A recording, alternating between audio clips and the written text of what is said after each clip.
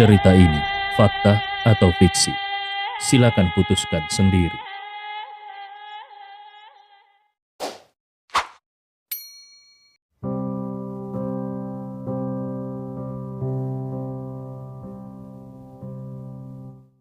Bab 646.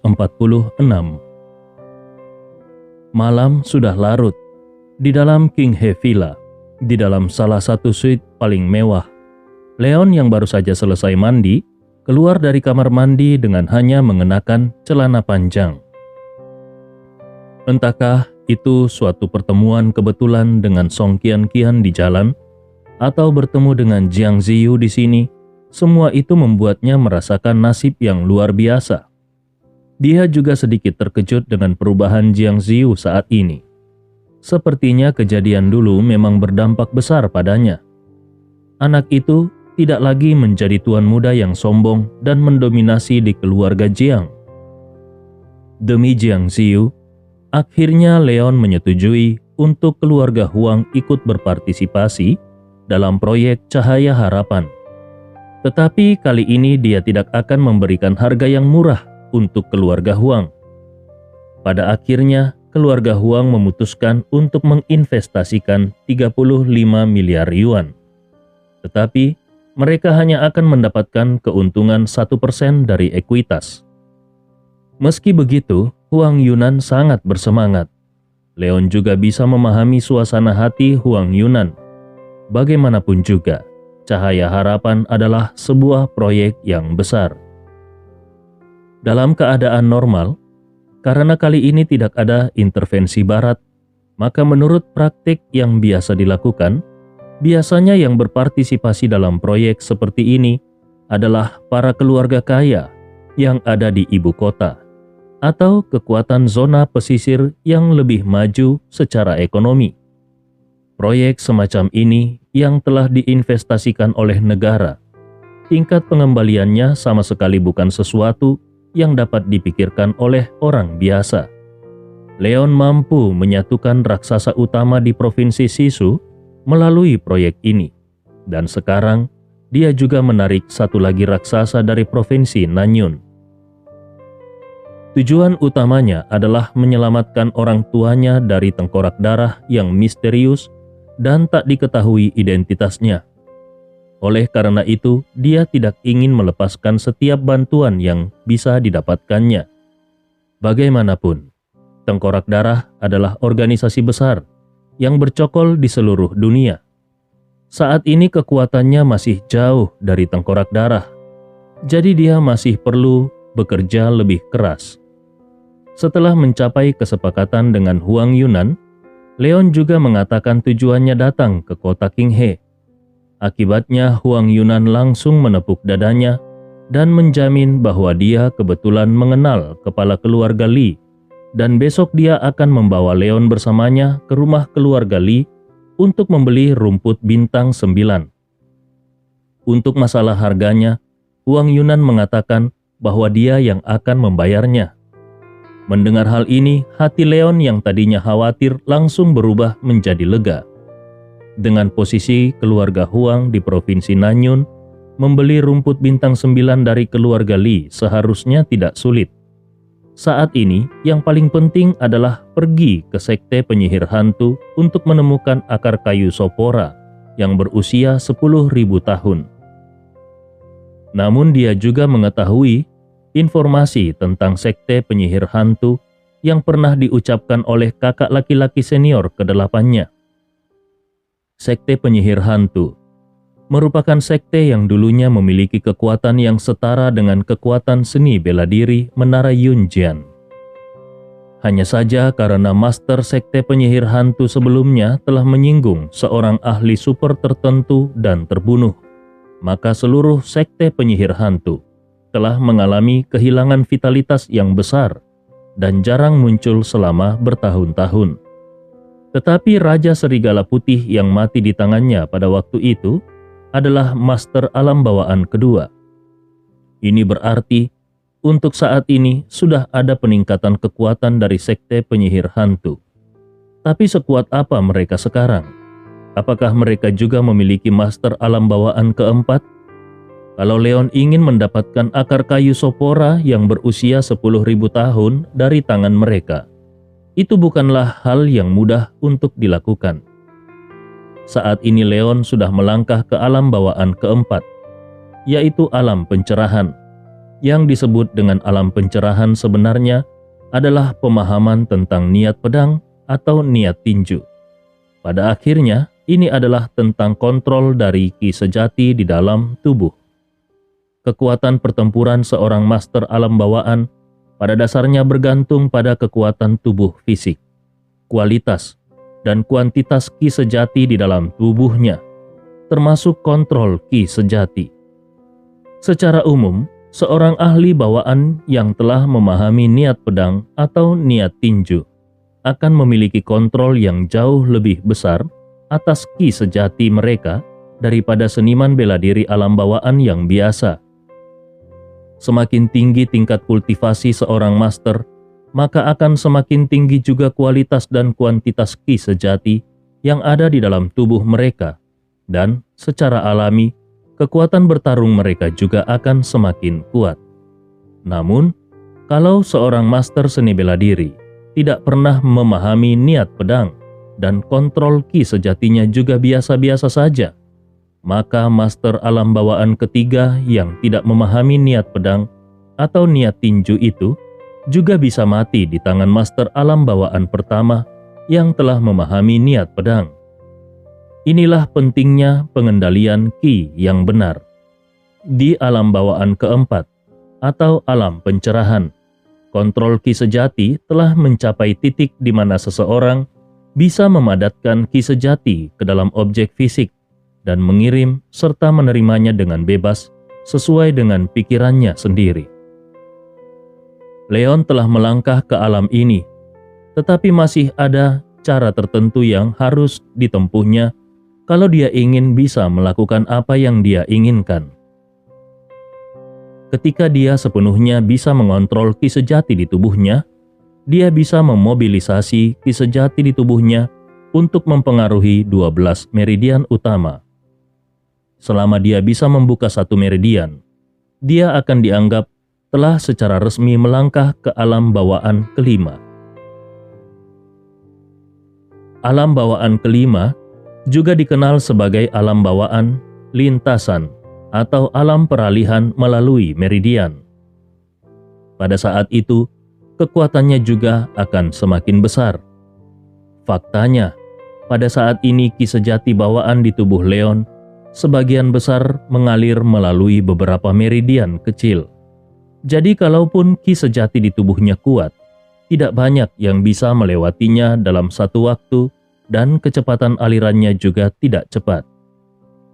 Secara alami, tingkat kematian yang ditimbulkan oleh pukulannya tidak akan terlalu kuat. Namun, jika 12 meridian utama dibuka, itu akan seperti memperbaiki 12 jalan raya, dan secara alami jumlah ki sejati yang dapat menyembur keluar sekaligus akan lebih banyak, sehingga kekuatannya secara alami akan menjadi lebih besar. Leon masih agak jauh dari alam itu sekarang, jadi dia pun duduk bersila dan bersiap melakukan latihan yang diajarkan oleh Pak Tua Long agar level kultivasinya bisa meningkat sesegera mungkin. Namun pada saat ini, terdengar ketukan di pintu. Leon sedikit terkejut, siapa yang akan datang untuk menemui dirinya pada jam segini? Leon kemudian bertanya, siapa itu? Di luar pintu terdengar suara Song Qian-Qian. Leon, ini aku. Leon membeku, tetapi kemudian dia berjalan dan membuka pintu kamarnya. Bukan hanya Song Qian-Qian yang berdiri di depan pintu, bahkan Yang Yan pun mengikutinya. Setelah melihat Leon yang hanya mengenakan celana panjang besar, sehingga memperlihatkan perutnya yang berornamen, Song Qian-Qian dan Yang Yan membeku pada saat yang sama. Wajah Song Qian-Qian segera memerah, tetapi mata Yang Yan memancarkan cahaya yang membara. Sungguh penampilan yang sangat sempurna, tampan, tegap, kuat, dan bahkan identitasnya pun begitu mulia. Pria ini adalah pangeran tampan dari negeri dongeng. Leon tidak mengerti apa yang akan dilakukan Song Qianqian dengan membawa Yang Yan ke kamarnya larut malam begini. Tetapi dia tetap mengundang mereka masuk. Masuklah. Kemudian Leon sendiri berbalik dan berjalan kembali ke sofa untuk duduk. Song Qianqian secara mengejutkan terlihat sedikit cemas, dan bahkan Yang Yan juga terlihat agak gugup. Leon menunjuk ke sofa yang ada di sebelahnya dan berkata, "Ada apa? Duduk dan bicaralah." Song Qianqian menjawab dengan sedikit malu, "Tidak perlu, hanya saja Yang Yan ingin meminta maaf padamu. Jadi dia memintaku untuk menemaninya ke sini." Song Qianqian merasa sedikit tidak enak hati. Hari ini Leon sudah banyak membantunya. Tapi sebagai balasannya dia malah datang untuk mengganggu Leon di larut malam ini. Leon mengerutkan keningnya dan menatap Yang Yan. Minta maaf? Yang Yan membungkuk dengan sangat hati-hati ke arah Leon sambil berkata, "Maafkan aku, Leon. Aku sudah banyak menyinggungmu sebelumnya. Tolong jangan diambil hati semua sikap kasarku sebelumnya." Yang Yan masih mengenakan gaun merah pendek yang dikenakannya tadi siang, dan garis leher gaunnya ini juga sangat rendah. Ketika Yang Yan membungkuk, dia melakukannya secara lambat, seolah-olah dia memang sengaja memperlihatkan garis lehernya yang rendah itu kepada Leon. Leon sedikit mengerutkan keningnya dan bergumam di dalam hatinya, "Wanita ini datang ke sini memang untuk meminta maaf atau dia sengaja ingin menggodaku?" Bab 400 Ralat. Bab 647. Melihat Leon mengerutkan keningnya, Yang Yan mengira itu karena Leon masih marah dengan kata-kata dingin dan ejekan yang dia tujukan padanya di siang hari tadi. Dengan ekspresi pasrah di wajahnya, secara refleks tangan Yang Yan menarik sudut gaunnya. Penampilan Yang Yan terlihat sangat menyedihkan. Hanya saja karena gaunnya memang sudah pendek, akhirnya ketika dia secara refleks menarik ujung gaunnya, akhirnya gaunnya menjadi semakin pendek lagi. Leon tidak bisa berkata-kata. Dia langsung yakin kalau Yang Yan datang ke sini bukan untuk meminta maaf secara tulus, melainkan untuk menggodanya. Dia merasa bisa menebak apa yang ada di pikiran Yang Yan pada saat ini. Karena Yang Yan sudah mengetahui identitasnya, akhirnya Yang Yan ingin merayu dirinya. Karena sudah terlalu malas untuk berbicara lebih banyak omong kosong dengan Yang Yan, Leon pun berbicara secara langsung. "Tidak apa-apa, itu hanya masalah yang sepele. Ini sudah larut malam, aku akan istirahat, jadi sebaiknya kalian juga istirahat lebih awal." Song Qianqian dengan cepat menyahut, "Oh, oke. Kalau begitu silakan kau beristirahat, kami pulang dulu." Melihat Leon tidak marah pada Yang Yan, Song Qianqian merasa dia sudah berhasil menjalankan misi sahabatnya. Jadi dia pun langsung bersiap menarik Yang Yan untuk pergi. Sebenarnya Yang Yan agak enggan untuk pergi. Menurutnya Leon adalah pangeran tampan yang belum tentu ditemukan di dunia nyata. Kalau dia hanya melepaskan Leon seperti ini, bukankah dia akan menyesalinya selama sisa hidupnya? Terlebih lagi, dia masih penasaran kenapa sejak tadi Leon tidak menatapnya ketika berbicara dengannya. Apakah karena Song Qianqian ada di sampingnya? Jadi Leon berpura-pura serius? Iya, pasti begitu. Kalau dia tahu akan seperti ini, seharusnya dia datang sendirian sejak tadi. Saat Yang Yan sedang merenungkan rencana untuk seorang diri mendatangi Leon kembali nantinya, suara Leon terdengar sekali lagi. "Terima kasih atas pengertiannya. Aku tidak suka diganggu di malam hari, terutama ketika aku akan pergi tidur. Jadi, kalau masih ada yang lainnya yang ingin dibicarakan, ayo kita bicarakan di pagi hari." Song Qianqian dengan kikuk berkata, Sebenarnya sudah tidak ada lagi yang ingin kami bicarakan." Song Qianqian tersenyum kaku. Dia sedikit bingung kenapa Leon tiba-tiba mengucapkan kalimat seperti itu. Namun hati Yang Yan merasa sedih karena dia tahu kalau kalimat barusan sebenarnya ditujukan Leon kepadanya. Leon tersenyum ke arah Song Qianqian dan menutup pintu kamarnya. Dia sudah tidak peduli dengan apa yang ada di pikiran Yang Yan.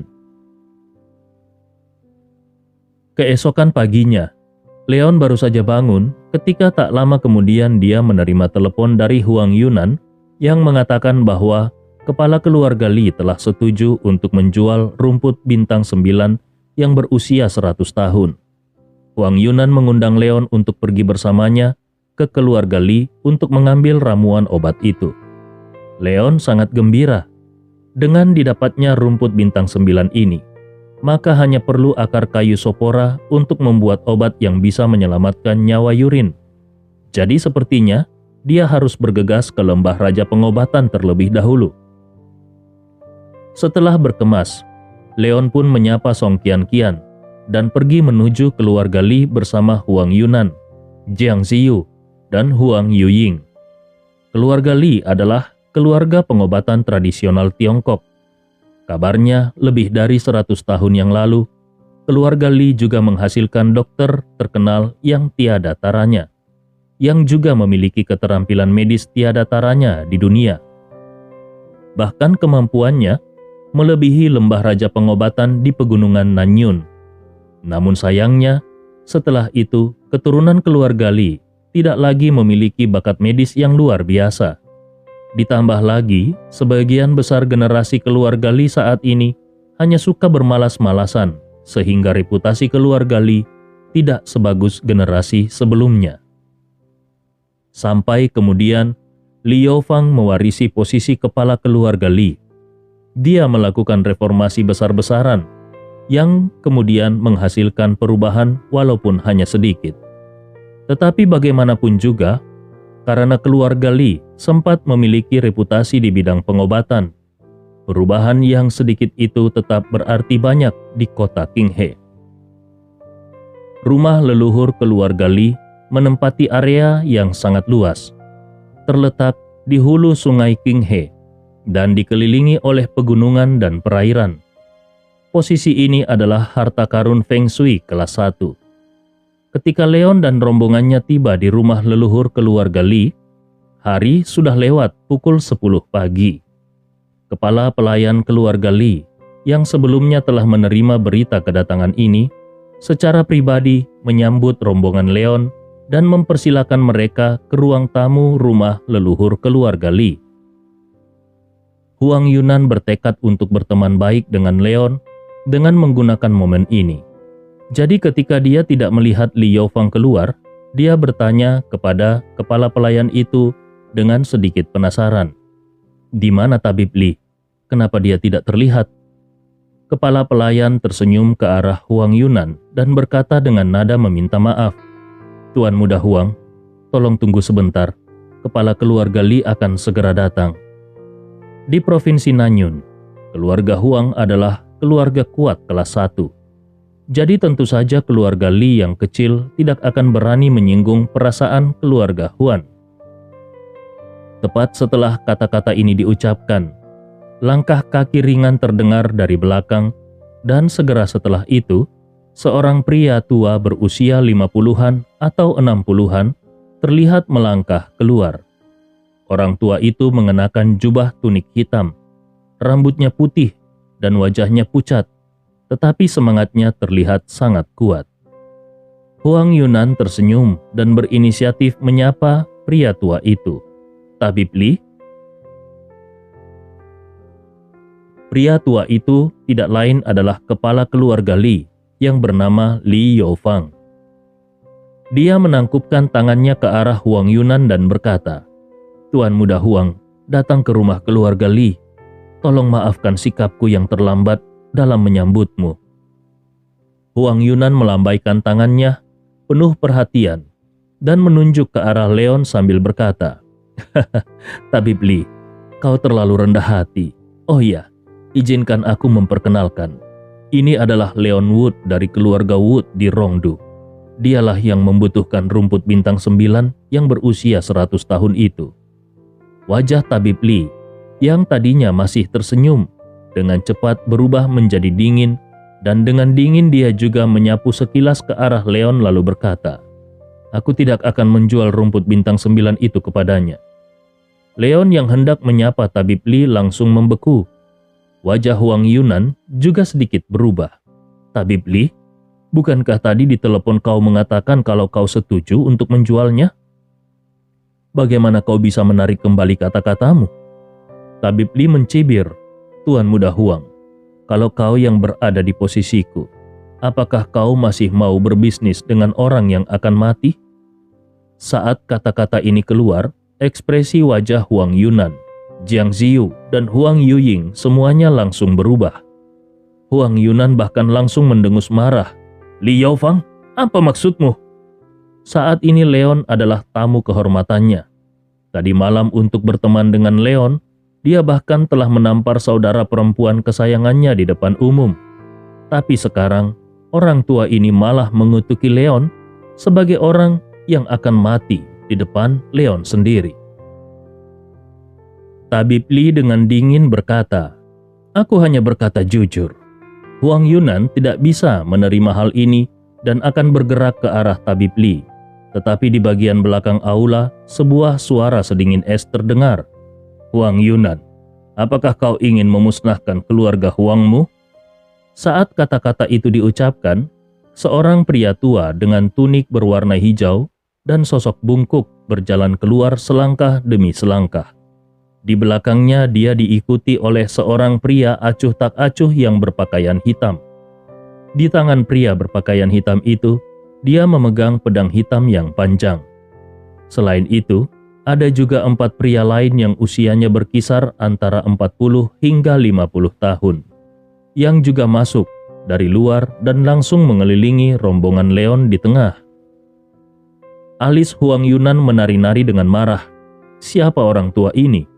Kenapa dia berani berbicara dengan sangat arogan? Sebelum Huang Yunan bisa melampiaskan amarahnya, Li Yaofang yang berdiri di samping sudah membuka mulutnya dan berkata, "Tuan Muda Huang, dia adalah tetua agung keluarga Dugu di Suzhou. Namanya Tuan Dugu King." Tubuh Huang Yunan tiba-tiba menegang. Jiang Ziyu dan Huang Yuying yang ada di samping juga mengubah ekspresi wajah mereka. Keluarga Dugu dari Suzhou. Di seluruh Suzhou hanya ada satu keluarga Dugu. Itu adalah keluarga yang paling berkuasa dari seluruh 3 provinsi di Suzhou. Ada 3 provinsi di Suzhou, yaitu Su Barat, Nanyun, dan Sigui. Keluarga Jiang atau keluarga Huang, termasuk yang disebut dengan kekuatan keluarga kuat lainnya, paling-paling hanya menempati posisi utama di daerah setempat. Tetapi keluarga Dugu adalah keluarga mengerikan yang mengguncang seluruh 3 provinsi di Suzhou. Itu adalah keluarga berusia 1000 tahun yang sebenarnya, dengan kekuasaan di seluruh wilayah Suzhou. Dibandingkan dengan keluarga Dugu, maka keluarga Jiang, keluarga Huang, dan keluarga-keluarga kuat lainnya hanyalah pemilik tanah di pedesaan yang tidak layak untuk disebut. Tetua agung keluarga Dugu adalah salah satu orang paling kuat di keluarga Dugu. Identitasnya bahkan lebih mulia dari seorang gubernur provinsi. Bagaimana mungkin orang seperti itu bisa muncul di sini? Memikirkan kata-kata Li Yaofang barusan, wajah Huang Yunan berubah. Mungkinkah dia datang untuk Leon?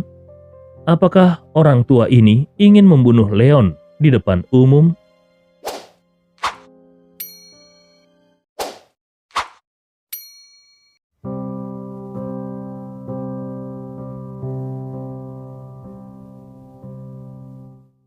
Bab 648. Jiang Ziyu juga tidak menyangka kalau orang-orang dari keluarga Dugu akan muncul di sini. Dia telah mendengar tentang pembantaian Leon terhadap Yundi dari mulut ayahnya sendiri. Jadi dia tahu kalau Leon dan Menara Yunjian sedang bertikai. Tetapi sekarang, tampaknya tetua agung keluarga Dugu ini juga merupakan orang jahat. Apa yang harus dilakukannya tentang ini? Di masa lalu, dia tidak sabar menunggu Leon terbunuh. Tetapi sekarang Leon adalah pendukung terbesar keluarga Jiangnya. Kalau Leon benar-benar tergelincir, keluarga Jiang juga bisa jatuh ke dalam titik tanpa harapan. Leon tidak boleh mati. Saat hati beberapa orang dikejutkan oleh ombak yang mengerikan, Leon tersenyum sambil berkata ke arah Du Guqing, "Tetua Agung, kau datang ke sini hanya untuk membunuhku?" Bahkan ketika Leon berbicara tentang membunuh dirinya, jelas terdengar kalau sepertinya dia sedang mengobrol tentang masalah sepele. Du Guqing tidak memperhatikan Leon, tetapi berkata kepada Li Yaofang, "Semuanya sudah disiapkan, bukan?" Li Yaofang berkata dengan wajah penuh hormat, "Jangan khawatir, tuanku, semuanya sudah disiapkan. Halaman belakang semuanya sudah dikosongkan." Du Guqing mengangguk, "Bagus, sekarang kau boleh pergi." Setelah datang ke kota Qinghe, Du Guqing akhirnya mengetahui tujuan kunjungan Leon ke tempat ini.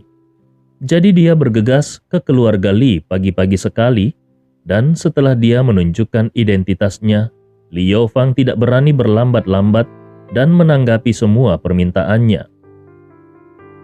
Ketika Du Guqing mengetahui bahwa Leon benar-benar datang untuk mengambil rumput bintang 9 yang ada di tangan Li Yaofang, dia segera memutuskan kalau dia akan memenggal kepala Leon di rumah keluarga Li. Li Yaofang tidak berani tinggal di sini lebih lama lagi. Semua yang ada di sini adalah master hebat dari alam bawaan. Kalau para master hebat bertarung, dan orang biasa sepertinya tetap di sini, maka itu sama saja dengan mencari kematian. Jadi dengan segera dia berkata kepada Du Guqing, "Baiklah, kalau begitu aku pergi dulu." Namun sebelum pergi, Li Yaofang tidak lupa mengingatkan sebuah kalimat kepada Huang Yunan. "Tuan muda Huang, kalau kau tidak ingin mati, cepat ikuti aku keluar." Huang Yunan sedikit bimbang. Leon adalah tuannya saat ini. Kalau dia pergi, bukankah itu terlalu tidak sopan? Tetapi tetua agung keluarga Dugu ada di sini. Kalaupun dia dipinjamkan 100 nyali, dia tidak akan berani memberontak melawan tetua agung keluarga Dugu. Leon yang melihat kebimbangan Huang Yunan berkata sambil tersenyum, "Kalian semua juga harus pergi. Keberadaan mereka di sini jelas tidak akan membantu, jadi lebih baik dia menyuruh mereka semua untuk pergi." Huang Yunan dan Jiang Ziyu tidak berani mengatakan apa-apa lagi. Mereka hanya melemparkan pandangan hati-hati ke arah Leon, lalu kemudian mereka mundur ke belakang dan tinggal di bagian luar halaman. Sementara itu, pandangan Huang Yuying terhadap Leon agak kontradiktif. Di satu sisi, penghinaan terbesar yang dia derita kemarin adalah karena ulah pemuda di depannya ini. Jauh di lubuk hatinya, dia juga berharap Leon akan mendapat pelajaran. Tetapi di sisi lain, dia juga memahami pentingnya keberadaan Leon bagi keluarga Huang. Kalau Leon benar-benar mati saat ini, bukankah penghinaan yang dia derita akan sia-sia? Tetapi pada saat ini, hal itu bukan lagi sesuatu yang bisa dia khawatirkan. Dengan gugup, dia mengikuti di belakang Jiang Ziyu dan meninggalkan rumah. Melihat Leon yang masih memiliki sikap tenang sampai sekarang, Du Guqing mendengus dingin. "Sepertinya kau sangat percaya diri dengan kekuatanmu." Di dalam hatinya samar-samar dia juga memikirkan spekulasi Win Lauer pada hari itu. Mungkin anak ini benar-benar telah menyeberang ke alam pencerahan. Tapi kalau benar seperti itu, lalu siapa orang yang membunuh Yun-Er? Mungkinkah selain dia sendiri berada di alam pencerahan, Leon juga memiliki seorang master alam pencerahan di sisinya? Mungkinkah orang itu adalah Gordon? Sambil melirik beberapa orang yang ada di depannya, Leon mencibir. "Kenapa aku harus tidak percaya diri? Memangnya, kalau aku memohon maaf padamu sekarang, lantas kau akan melepaskanku?" Entah bagaimana Leon selalu merasa bahwa orang yang paling mengancamnya bukanlah Dugu King yang ada di depannya, tetapi pria berbaju hitam yang ada di belakang Dugu King. Dugu King membuka mulutnya dan bertanya, "Kau pintar juga. Izinkan aku bertanya, apakah cucuku Dugu Yun dibunuh olehmu? Kalau kau menjawab dengan jujur, aku tidak keberatan meninggalkan seluruh tubuhmu." Namun, Leon tampak kebingungan dan bertanya, "Dugu Yun? Siapa itu?" Alis Dugu King berkerut. Mungkinkah pembunuhnya benar-benar bukan Leon? Dalam sekejap, Leon dengan kasar mengambil langkah maju dan ki sejati di tubuhnya melonjak keluar. Dia langsung meledakkan jurus naga surgawi memecah fajar ke arah Dugu King. Kelopak mata Dugu King melonjak saat dia menutup tangannya dan pedang ki melesat dari sela-sela tangannya, lalu langsung meledak di atas aura kepalan tangannya itu. Terdengar ledakan keras dan gelombang udara yang keras memercik ke segala arah.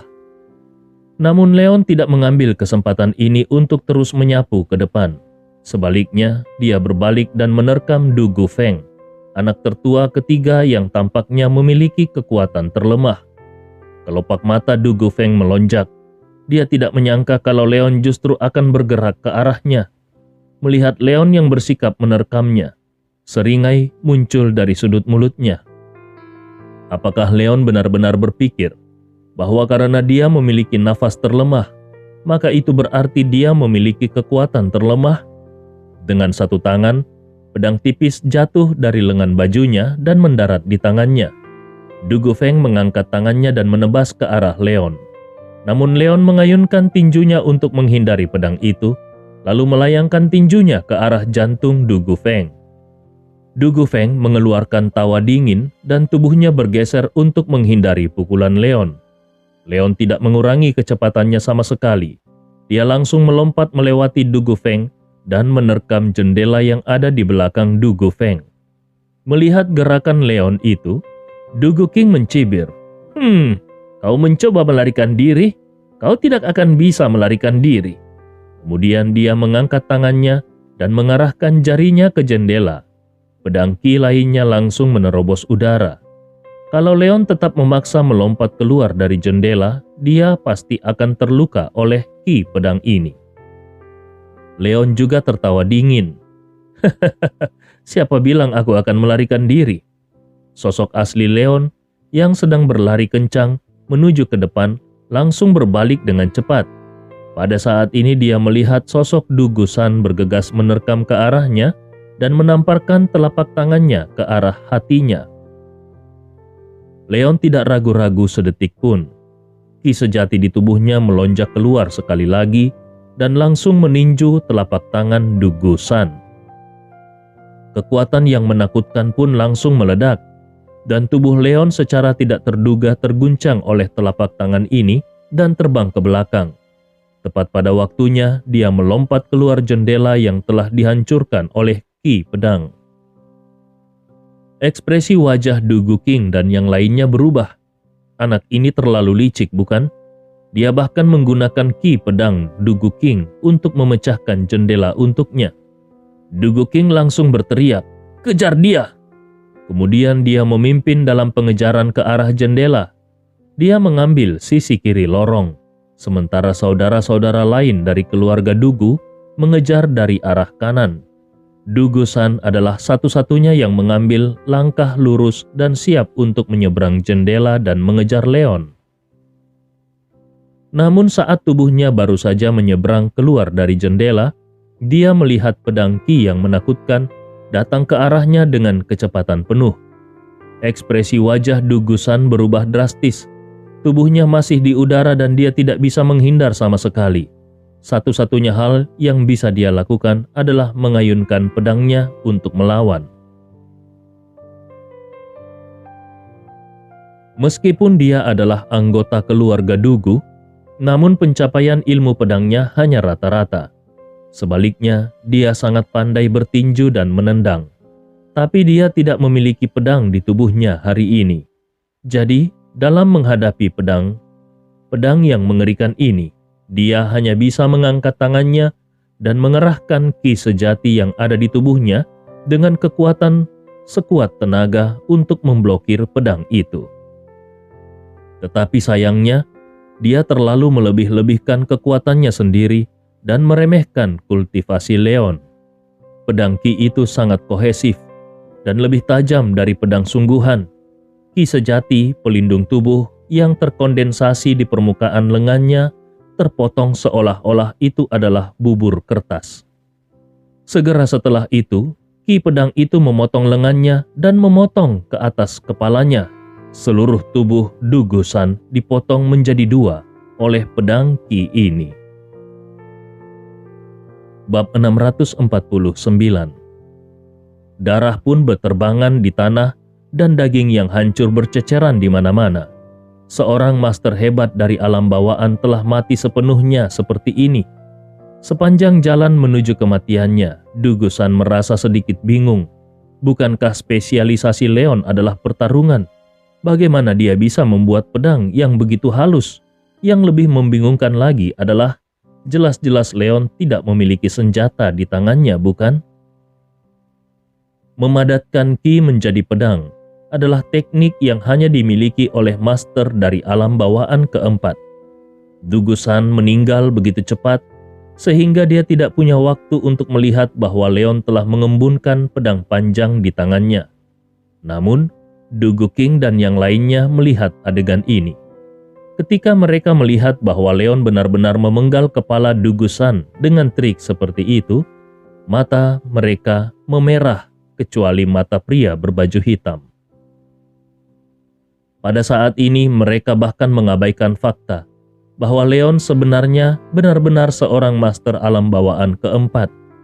Kerumunan orang itu berteriak tertahan. Kemudian tanpa menunggu tubuh mereka mendekat, mereka sudah mencabut pedang panjang mereka sendiri dan menikam Leon begitu saja di udara. Beberapa pedang ki pun menerobos di udara. Namun, seolah-olah dia adalah kucing. Sekali lagi tubuh Leon melompat ke jendela. Terdengar gemuruh suara yang keras dan seluruh dinding tercabik-cabik oleh pedang ki dan mengaduk-aduk debu di langit. Beberapa saudara laki-laki dari keluarga Dugu hendak mengejar Leon, tetapi mereka diperingatkan oleh Dugu King, "Hati-hati kalian!" Baru saja Dugusan tidak menyangka kalau ternyata Leon bukan melarikan diri melalui jendela ini, tetapi malah bersembunyi di bawah jendela. Kalau pada saat ini mereka masuk dengan cepat, siapa yang tahu apakah Leon akan memanfaatkan kesempatan ini untuk membunuh mereka. Anak muda ini agak terlalu berbahaya. Kerumunan itu segera mengerti. Mereka mengangkat tangan mereka dan menebas beberapa pedang lagi. Akibatnya beberapa pedang ki menerobos udara dan menembak ke debu ke udara, tetapi tidak terdengar suara apapun. Wajah Dugu King berubah. Setelah mengetahui bahwa dia telah ditipu, dia memimpin dan bergegas menuju ke rumah. Sekilas, rumah itu terlihat kosong dan tidak ada sosok Leon di sana. Mungkinkah anak itu telah melarikan diri begitu saja? Melihat jendela yang pecah di sisi berlawanan, Dugu King memimpin untuk mengangkat tangannya dan meledakkan tinjunya ke jendela itu sambil berseru, "Kejar anak itu!" Jendela itu pun hancur, dan seluruh mereka bergegas keluar secara langsung. Tetapi mereka masih tidak melihat sosok Leon. Anak itu, apakah dia benar-benar melarikan diri? Wajah Dugu King berubah menjadi sangat jelek. Dia dan saudara-saudaranya yang lain adalah master alam bawaan. Kalau mereka membiarkan Leon berhasil melarikan diri begitu saja, maka di masa depan nanti reputasi mereka pasti akan rusak. Dengan langkah besar, Dugu King berlari keluar menuju ke arah satu-satunya lorong yang ada. Tetapi ketika dia baru saja mengambil beberapa langkah, dia mendengar jeritan menyedihkan datang dari belakangnya. Dan ketika dia menoleh ke belakang, dia melihat Leon melompat dari atap dan menamparkan telapak tangannya ke kepala Dugu yang berlari di bagian paling belakang. Kepala Dugu Yang pun langsung meledak di tempat. Otak putih dan darah menyembur ke seluruh wajah Leon, sehingga membuatnya terlihat seperti iblis dari neraka. Ya, Leon memang iblis. Kultivasinya sendiri sudah sangat tinggi, namun otaknya masih dipenuhi dengan kelicikan.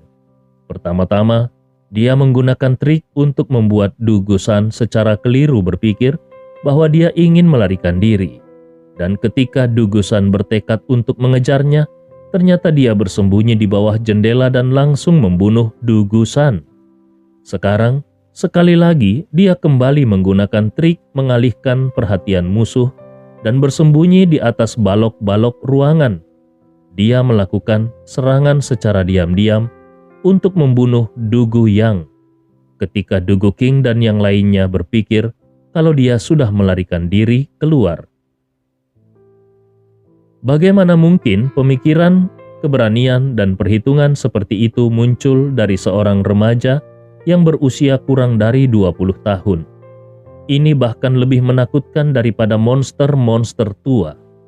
Hal yang konyol adalah bahwa Dugu King sendiri telah ditipu 2 kali berturut-turut oleh Leon, dan harga yang harus dibayarnya adalah nyawa kedua saudara laki-lakinya. Kemarahan yang tak terkatakan meledak dari hati Dugu King. Dugu King yang terbakar amarah tiba-tiba mengangkat tangan kanannya sambil berkata, "Shadow, berikan aku pedang." Dan pria bernama Shadow yang sejak tadi telah mengikutinya dengan cepat menyerahkan pedang hitam panjang yang ada di tangannya kepada Dugu King. Dengan pedang di tangannya, nafas Dugu King tiba-tiba melonjak. Kultivasinya yang merupakan master alam bawaan keempat benar-benar meledak. Pedang panjang hitam di tangannya menembakkan aura pedang yang menusuk, dan aura pedang yang menakutkan pun naik ke langit. Bahkan berubah menjadi aura pedang sepanjang lebih dari 3 kaki yang memotong ke arah Leon dengan kecepatan penuh. Dugu King berencana untuk menghancurkan rumah ini bersama dengan Leon. Dugu Feng, Dugu Yu, Dugu Luan telah mundur. Mereka membentuk segitiga untuk mengepung Leon di tengah. Mereka tidak ingin memberikan kesempatan sedikit pun kepada Leon untuk melarikan diri.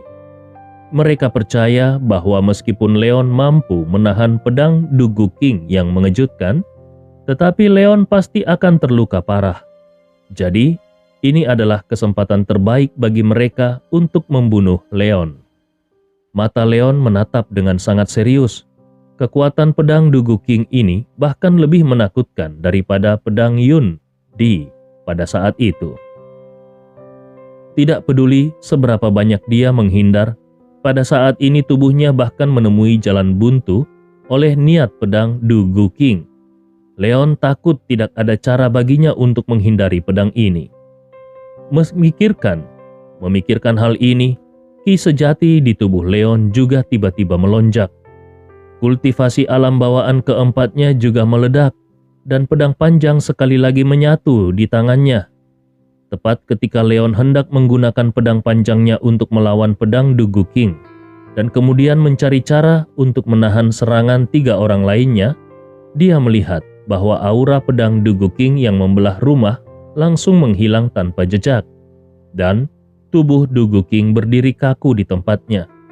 Dengan agak tidak percaya, Dugu King melihat kembali ke arah Shadow yang telah berdiri di belakangnya. Di tangannya, Shadow memegang belati hitam pekat, yang belum seluruhnya memasuki bagian belakang jantung Dugu King. Melihat tatapan yang dilemparkan oleh Dugu King, suara sedingin es keluar dari mulut Shadow. Belati ini awalnya disiapkan untuk perang Dugu. Mata Dugu King berkontraksi sejenak. Dia ingin mengatakan sesuatu, tetapi Shadow telah mengerahkan gerakan yang kuat, dan ki sejati yang agung langsung mengguncang jantung Dugu King. Dugu King pun tewas di tempat. Adegan ini benar-benar mengejutkan 3 anggota keluarga Dugu lainnya. Apakah itu Dugu Feng, Dugu Yu, atau Dugu Luan? Semuanya menatap ini dengan tatapan tidak percaya. Bagaimanapun mereka tidak mengerti bagaimana bisa seorang Shadow yang selama ini telah menjaga Dugu King seperti bayangan dan telah mengikuti Dugu King selama hampir 10 tahun, tega menyelinap dan menyerang Dugu King di saat yang paling kritis ini? Apakah dia sudah gila? Jangankan ketiga orang ini, bahkan Leon pun tidak menyangka bahwa orang yang dianggapnya memberinya ancaman terbesar justru malah membunuh Dugu King pada saat kritis ini. Ada apa ini? Untuk sesaat, Leon tidak bisa memahaminya sama sekali. Namun, pedang Ki sejati di tangannya telah terkondensasi. Leon tidak ingin menyia-nyiakan kesempatan ini, dan sementara 3 Dugu bersaudara lainnya masih linglung, dia mengangkat tangannya dan mengayunkan jurus memotong langit.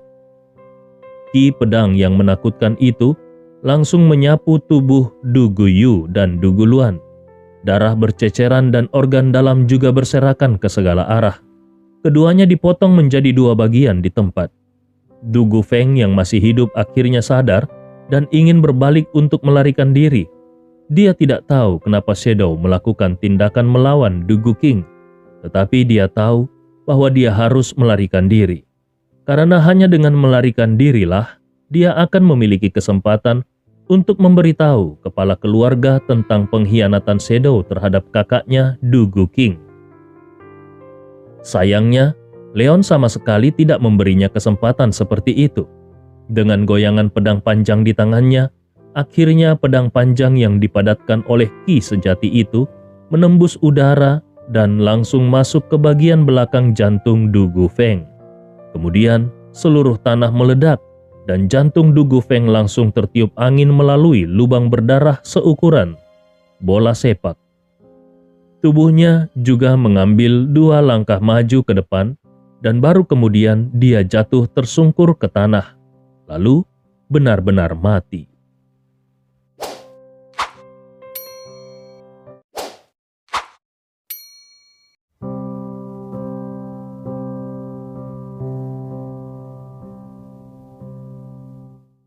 Bab 650.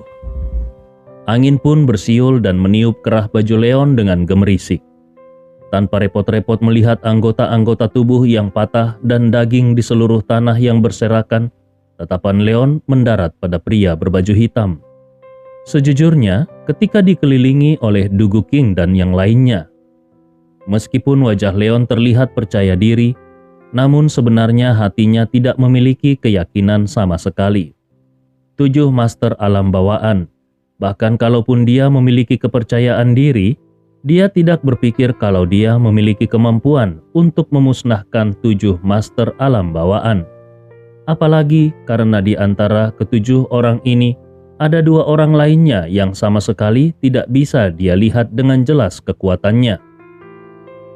Salah satunya adalah Dugu King dan yang lainnya adalah pria yang ada di depannya itu. Untuk bisa tetap bertahan hidup, Leon telah memeras otaknya dan berusaha menggunakan segala macam cara untuk memenggal kepala mereka berdua. Akibatnya, dia menarik langkah besar untuk menjauh dari Dugu King. Pada saat itu sebenarnya Leon tidak berani berharap kalau dia akan bisa membunuh semua orang ini. Dia hanya memikirkan apakah dia bisa menemukan kesempatan untuk melarikan diri dari tempat ini, dan kemudian di masa depan barulah dia akan kembali untuk membalas dendam. Namun, yang tidak dia duga adalah bahwa salah satu dari orang yang paling dia takuti ini ternyata justru memberikan bantuan terbesar baginya. Apa yang seharusnya menjadi perjuangan hidup dan mati yang melelahkan, akhirnya bisa dengan mudah dimenangkan oleh Leon karena serangan yang dilakukan oleh pria di depannya ini. Semua ini berkat pria berbaju hitam ini. Leon memberanikan diri untuk bertanya kepada pria itu, "Siapa kau?" Pria itu menjawab dengan sangat singkat, "Shadow." Leon tersedak mendengar jawaban tersebut dan hampir memuntahkan seteguk darah. Di dalam hatinya Leon berkata saat ini, "Apakah aku menanyakan namamu? Tentu saja maksudku bukan tentang namamu." Leon mengajukan pertanyaan keduanya, "Kenapa kau mau membantuku?" Shadow tetap menjawab dengan singkat, itu karena pemilik gedung yang memberikan perintah. Leon membeku sesaat dan kemudian bertanya kembali, "Maksudmu kakak senior kedua?" Leon memiliki permusuhan terhadap Menara Yunjian. Jadi pemilik gedung yang dimaksud oleh Shadow sudah pasti bukan pemilik dari Menara Yunjian. Shadow hanya diam dan tidak mengatakan apa-apa. Sikapnya ini dianggap Leon sebagai tanda setuju. Leon benar-benar terkejut. Anak buah kakak senior keduanya telah mengintai di sekitar tetua agung, keluarga Dugu, dan lelaki tua Dugu King itu tidak pernah menyadarinya. Pria ini juga bermain terlalu licik, bukan? Karena dia tahu bahwa Shadow adalah orang dari kakak senior keduanya, Leon pun bertanya dengan santai, "Apa maksudmu saat tadi kau mengatakan bahwa pedang ini awalnya disiapkan untuk perang Dugu melawan Dugusan?" Akhirnya Shadow menjawab dengan kalimat yang lengkap. "Tugas pertamaku adalah menemukan kesempatan untuk membunuh kepala keluarga Dugu, yaitu Dugusan. Tapi sayangnya karena kau, aku jadi kesulitan untuk menyelesaikan tugas itu." Pada saat berbicara, mata Shadow menatap Leon dengan penuh kebencian. Sepertinya dia sangat tidak puas dengan ketidakmampuannya untuk menyelesaikan misi membunuh Dugusan, kepala keluarga Dugu. Leon pun segera mengerti bahwa Shadow telah bersembunyi di sisi Dugu King atas perintah kakak laki-laki senior keduanya untuk membunuh kepala keluarga Dugu, yaitu Dugusan. Jadi dia pun berkata, "Oh, maaf, aku tidak berpikir sampai ke situ." Namun, keraguan yang lebih besar muncul di dalam hatinya. Kenapa kakak senior keduanya ingin membunuh kepala keluarga Dugu? Dengan kultivasi kakak senior keduanya, kalau dia benar-benar memiliki konflik dengan kepala keluarga Dugu, bukankah dia bisa bertarung sendiri? Mungkinkah kakak senior keduanya merasa kalau dia bukan tandingan Dugusan? Mendengar perkataan Leon, Shadow hanya melambaikan tangannya dengan tidak tertarik dan berkata, "Tidak masalah. Tuanku mengatakan bahwa karena misi ini gagal karena ulahmu, maka misi ini akan diselesaikan olehmu." Hati Leon menjadi dingin dan dia memberanikan diri untuk bertanya dengan hati-hati, "Ngomong-ngomong, berapa level kultivasi dari Dugusan?" Shadow menjawab, "Alam bawaan ke-9. Tiba-tiba pada saat ini Leon memiliki keinginan untuk marah. Dia sendiri baru saja melangkah ke alam bawaan ke-4. Namun kakak senior keduanya sudah meminta dirinya untuk membunuh seorang master dari alam bawaan ke-9. Apa perbedaan antara ini dengan mengantarkan dirinya ke gerbang kematian? Shadow yang tampaknya melihat aura depresi di hati Leon berkata dengan pelan, "Tidak perlu terburu-buru. Aku sudah mengintai keluarga Dugu selama 10 tahun, dan aku belum menemukan kesempatan. Jadi kau juga bisa menunggu 10 tahun lagi."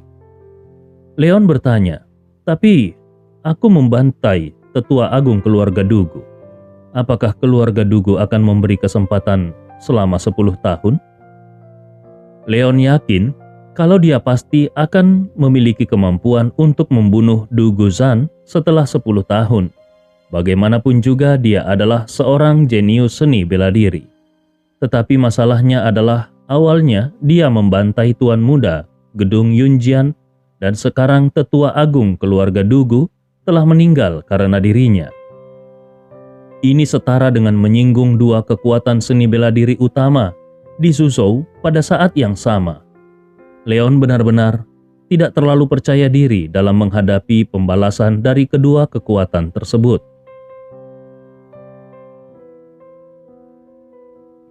Leon sengaja mengatakan ini karena dia juga ingin menguji sikap Shadow dan kakak senior keduanya. Kalau kakak senior kedua mengizinkan master seperti Shadow untuk mengikutinya, maka dia akan merasa lega. Sayangnya, jawaban Shadow benar-benar memadamkan harapan Leon, karena pada saat ini Shadow berkata, "Itu urusanmu." Lalu tanpa menunggu Leon berbicara lagi, Shadow sudah berbalik dan pergi, lalu menghilang tanpa jejak. Namun, sebelum dia pergi, dia tidak lupa mengambil pedang panjang hitam dan tindakannya itu langsung membuat Leon merasa tertekan untuk sementara waktu. Kakak senior keduanya ini juga terlalu tidak bisa diandalkan. Padahal ada seorang master sekuat Shadow, tetapi dia tidak menyuruh Shadow untuk tetap tinggal di sisi Leon agar bisa melindungi Leon. Selain itu, kenapa dia harus membunuh Dugu Zan? Sambil diam-diam menghela nafas, Leon pun melihat anggota tubuh yang berserakan di seluruh tanah. Dia mengeluarkan bubuk pengubah tulang dan mulai menghancurkan mayat-mayat itu. Pada saat ini, di luar halaman kecil keluarga Li, Li Yaofang, kepala keluarga Li, duduk dengan tenang di kursi kayu mahoni dengan cangkir teh di tangannya. Tidak jauh di depannya, Huang Yunan, Jiang Ziyu, dan Huang Yuying juga duduk di sana. Tetapi, tidak seperti Li Yaofang yang bersikap tenang. Ketiganya terlihat sedikit cemas. Mereka melihat ke arah gerbang halaman kecil beberapa kali dari waktu ke waktu. Terlihat jelas kalau mereka jelas sangat khawatir dengan hasil di dalam. Melihat tatapan cemas Huang Yunan, Li Yaofang dengan lembut tertawa. Tuan muda Huang, tidak perlu berhayal terlalu tinggi. Keluarga Dugu adalah keluarga seni bela diri dengan warisan 1000 tahun. 30 tahun yang lalu, Tuan Dugu King bahkan melangkah ke alam bawaan. Saat ini kultivasinya sudah lama berada di luar imajinasi orang biasa sepertiku. Dan orang-orang di sekitarnya semuanya adalah master alam bawaan. Apakah menurutmu dalam menghadapi 7 master alam bawaan, anak nakal dari keluarga Wood itu masih memiliki cara untuk bertahan hidup? Status keluarga Li memang jauh lebih rendah dari keluarga Huang. Tetapi sekarang dengan adanya dukungan dari keluarga Dugu, maka kebangkitan keluarga Li sudah di depan mata. Saat ini, Li Yaofang tidak menganggap penting Huang Yunan. Kalau bukan karena fakta bahwa kakek Huang Yunan telah bersikap baik padanya di tahun-tahun sebelumnya, dia tidak akan mau repot-repot berbicara omong kosong kepada Huang Yunan. Ekspresi wajah Huang Yunan menjadi semakin jelek. 7 master alam bawaan, semuanya bersatu untuk membunuh seorang Leon. Wajah Jiang Ziyu juga mendung.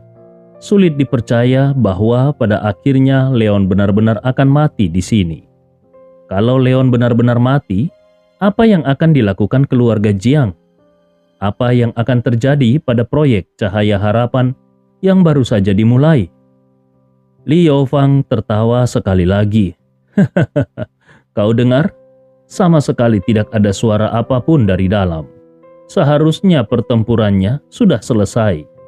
Nanti, ketika Tuan Dugu King keluar, sebaiknya Tuan Muda Huang bersikap sedikit lebih hormat kepada Tuan Dugu King. Ketika saatnya tiba, aku akan mengatakan hal-hal yang baik tentang keluarga Huang kepada Tuan Dugu King, agar dia mau memberimu sedikit kekayaan. Bagaimana menurutmu? Bukankah itu lebih baik? Wajah Huang Yunan berubah. Kalau dia benar-benar bisa bergaul dengan keluarga Dugu, secara alami itu akan menjadi hal yang baik. Tetapi masalahnya adalah dia sama sekali tidak berpikir bahwa hanya berdasarkan kata-kata Li Yaofang saja, nantinya keluarga Dugu mau memperhatikan keluarga Huang. Huang Yunan berpikir, keluarga Huang sudah sangat beruntung kalau keluarga Dugu tidak mengambil kesempatan ini untuk menekan keluarga Huang. Tepat saat Huang Yunan sedang menyiapkan kata-katanya untuk menghadapi keluarga Dugu, pintu kayu di halaman kecil terbuka dan kemudian kerumunan orang itu melihat sesosok tubuh berdiri di ambang pintu. Semua orang langsung tercengang. Bab 651. Li Yaofang menatap kosong ke arah Leon yang berdiri di depan pintu. Dia sama sekali tidak menyangka kalau yang keluar adalah Leon. Tuan Dugu King telah mengatakan bahwa anak nakal ini pasti akan mati. Jadi bagaimana mungkin dia bisa membiarkan Leon keluar? Mungkinkah Leon telah membunuh 7 master alam bawaan seorang diri? Tapi bagaimana hal itu bisa terjadi? Meskipun Li Yaofang tidak tahu apa-apa tentang seni bela diri, tetapi dia masih tahu apa yang diwakili oleh seorang master alam bawaan. Bahkan meskipun Leon juga seorang master alam bawaan, tetapi dia tidak akan pernah bisa menghadapi ketujuh master itu pada saat yang sama dan membunuh mereka dalam waktu sesingkat itu.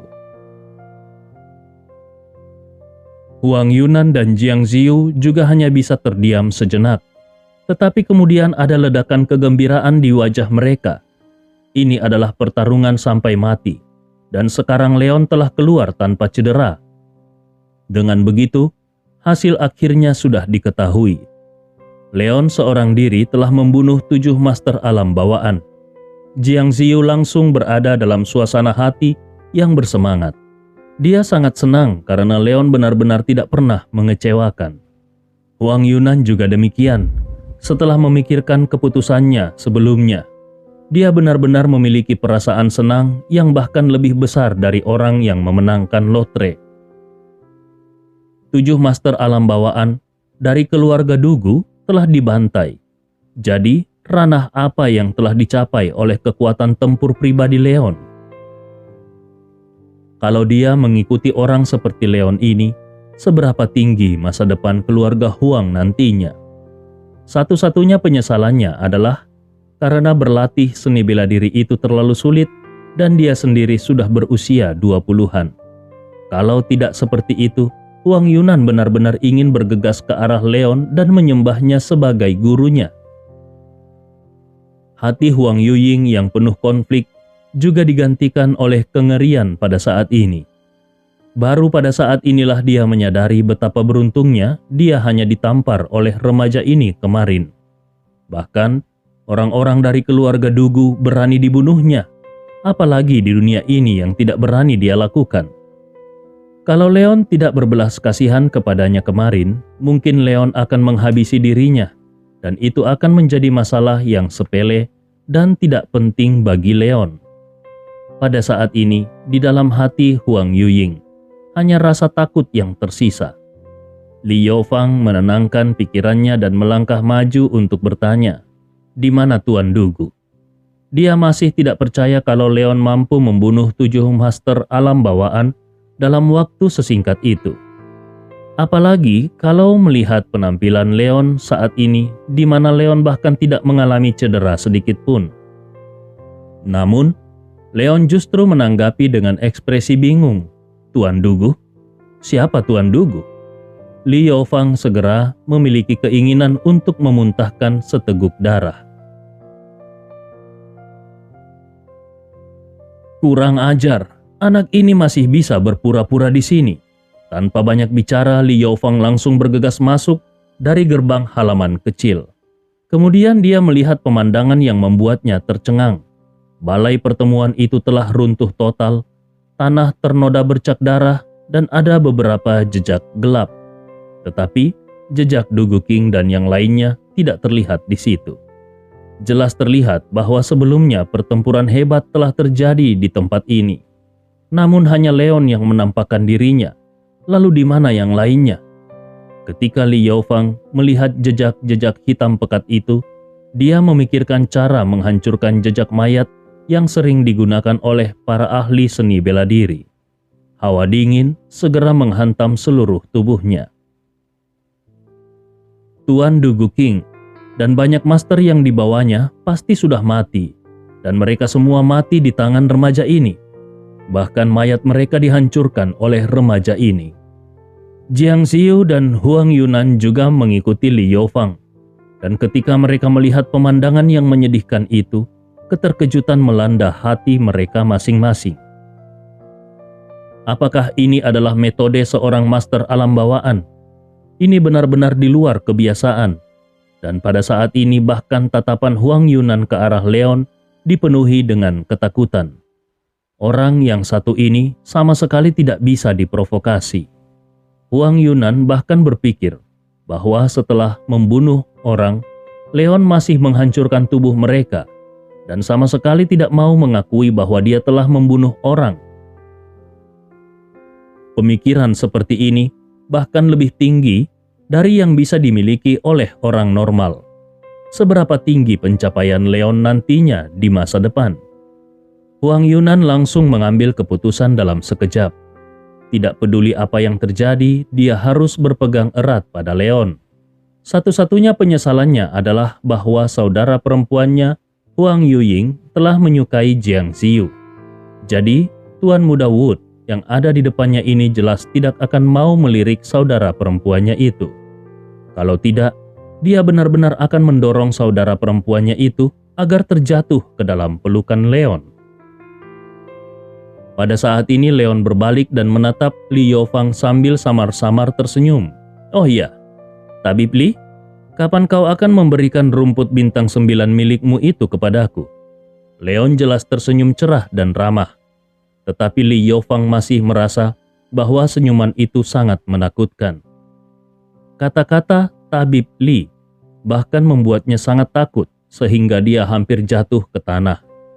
Adapun mengenai perkataan Leon bahwa rumput bintang 9 itu adalah miliknya, pada saat ini bagaimana mungkin dia berani mengatakan bahwa itu bukan milik Leon? Jangankan rumput bintang 9, selama Leon bisa mengampuninya, dia sama sekali tidak akan keberatan, bahkan kalaupun dia harus memberikan seluruh kekayaan keluarga Li. Li Yofang dengan cepat berkata, "Tuan Muda Wood, tunggu sebentar, aku akan mengambil rumput bintang 9 itu untukmu." Setelah itu dia berbalik dan berlari ke arah lain. Dia benar-benar ketakutan. Mengenai bagaimana keluarga Dugu akan bereaksi ketika mereka mengetahui hal ini, itu tidak lagi menjadi pertimbangannya. Melewati bencana ini terlebih dahulu adalah hal yang paling penting baginya. Hanya dalam beberapa saat, Li Yofang dengan segera sudah membawa kembali rumput bintang 9 yang telah dia tawar dengan harga tinggi di pelelangan dan menyerahkannya kepada Leon dengan kedua tangannya. Leon mengambilnya dan membukanya untuk memastikan bahwa itu memang rumput bintang 9 yang berusia 100 tahun. Setelah memastikan, dia pun menghela nafas lega. Akhirnya dia telah menemukan ramuan ini dan sekarang yang kurang hanyalah akar kayu sopora yang berusia 10.000 tahun. Leon menatap Li Yofang yang saat ini tidak lagi memiliki kesombongan seperti beberapa saat yang lalu dan hanya berdiri di samping dengan wajah penuh ketakutan, seperti anak berusia 3 tahun yang telah melakukan sesuatu yang salah. Leon tidak tega membuat perhitungan dengan Li Yofang. Bagaimanapun juga, tujuan utamanya adalah rumput bintang 9. Sekarang setelah dia mendapatkannya, dia tidak perlu menimbulkan masalah lagi.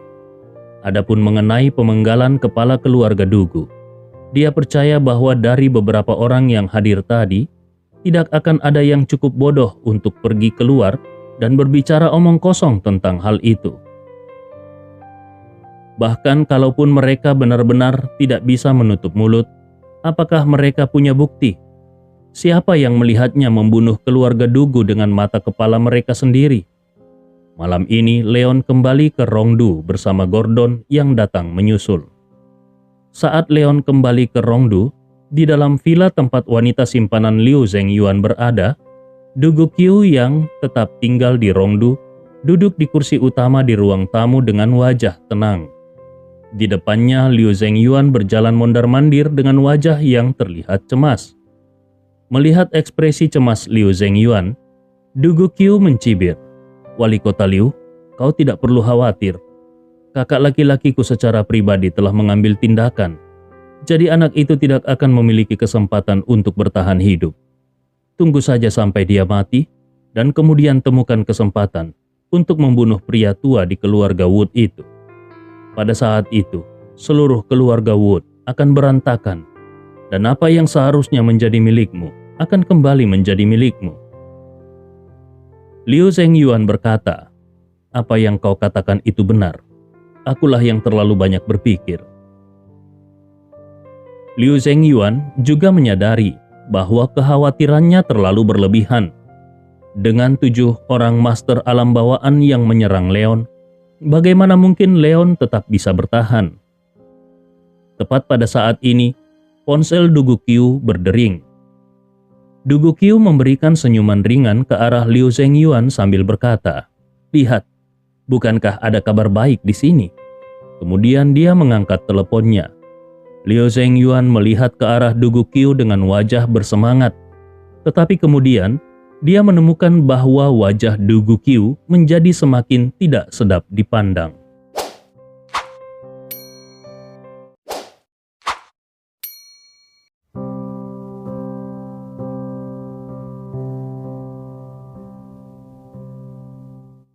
Bab 652.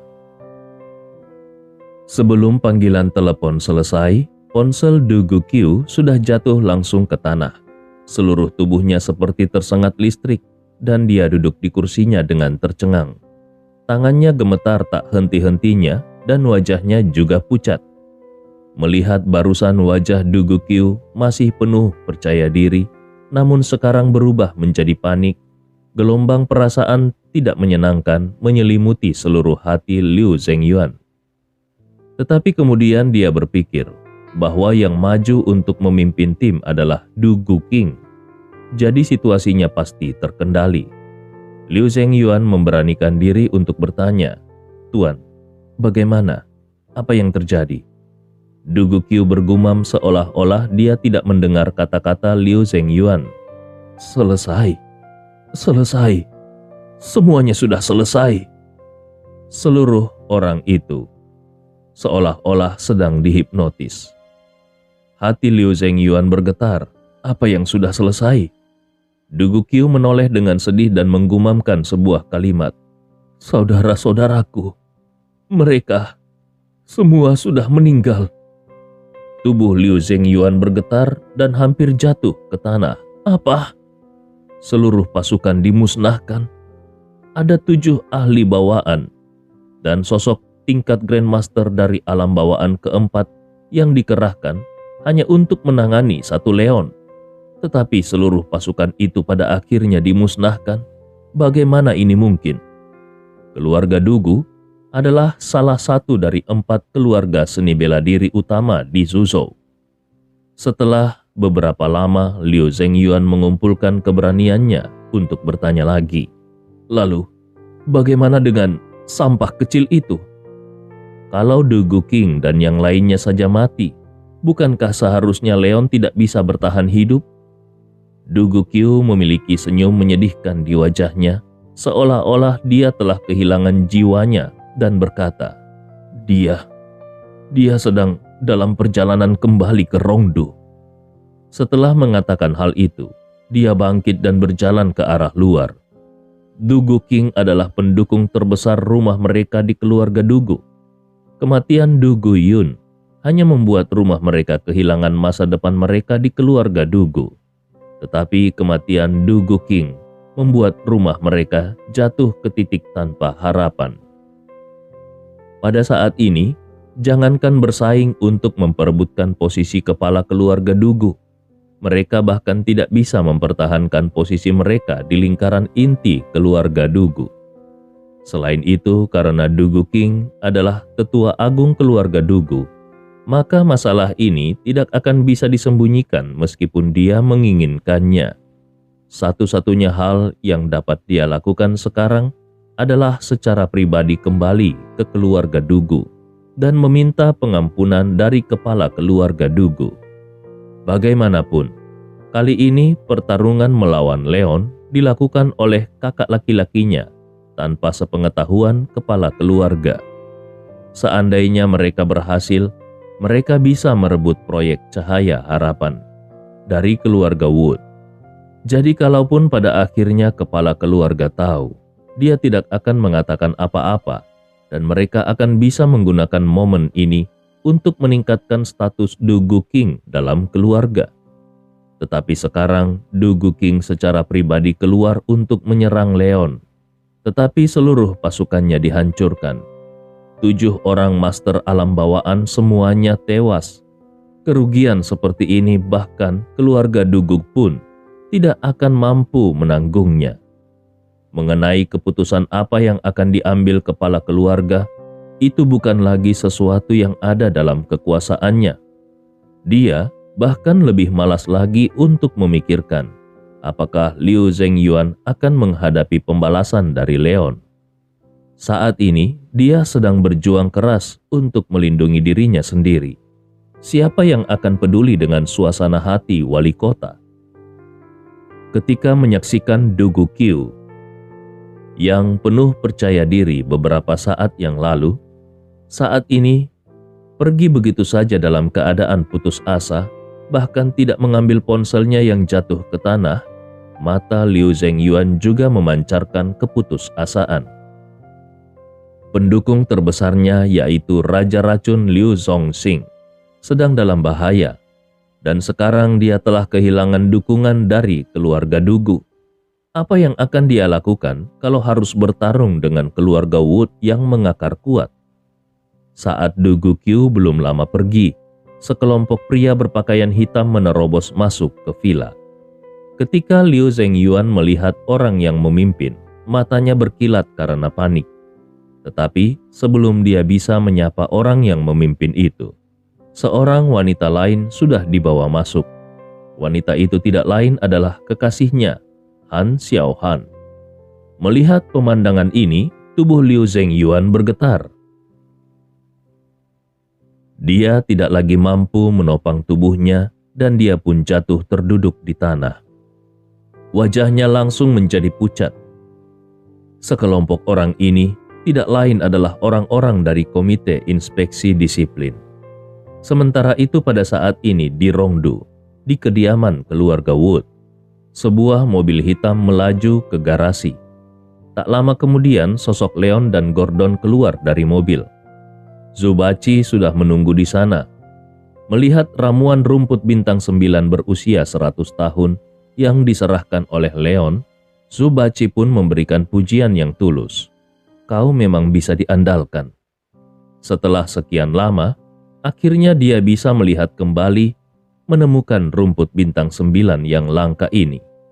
Namun, Leon tidak memiliki banyak senyuman di wajahnya.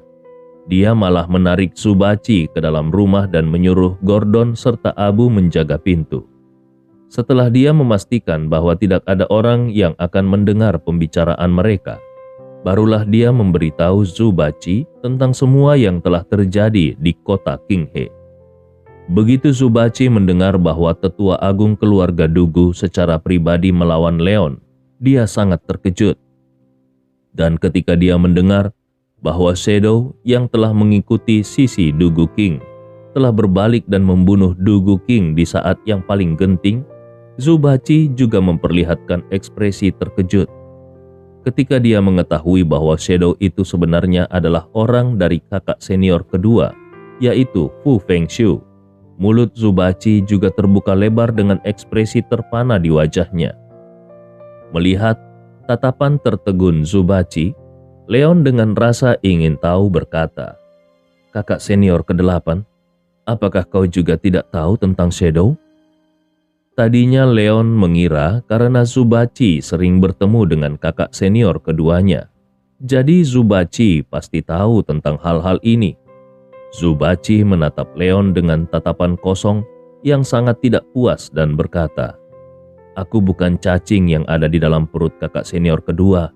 Jadi bagaimana aku bisa tahu hal-hal menjijikkan seperti itu?" Seketika itu juga Leon terdiam sejenak.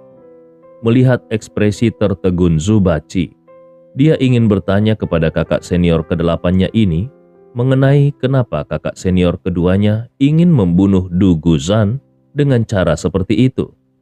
Tetapi akhirnya dia memilih untuk diam saja. Mungkin Zubachi juga tidak tahu jawabannya. Leon pun mengubah topik pembicaraan. "Kakak senior ke-8, sekarang ramuan yang kurang hanya akar kayu sopora yang berusia 10.000 tahun. Aku berencana untuk pergi ke sekte penyihir hantu untuk mendapatkannya." Sekte penyihir hantu itu misterius dan tidak bisa diprediksi. Bahkan pihak Liu Xian'er tidak dapat menemukan keberadaannya. Tetapi penguasa lembah Rahab Raja Pengobatan Sun Yuntian bisa mengundang Raja Serigala Putih. Dan satu-satunya petunjuk untuk menemukan sekte penyihir hantu adalah Sun Yuntian. Jadi Leon berencana untuk sekali lagi pergi ke lembah Raja Pengobatan secara langsung dan memaksa Sun Yuntian untuk memimpin. Subaci mengangkat alisnya. "Kau akan pergi sendiri?"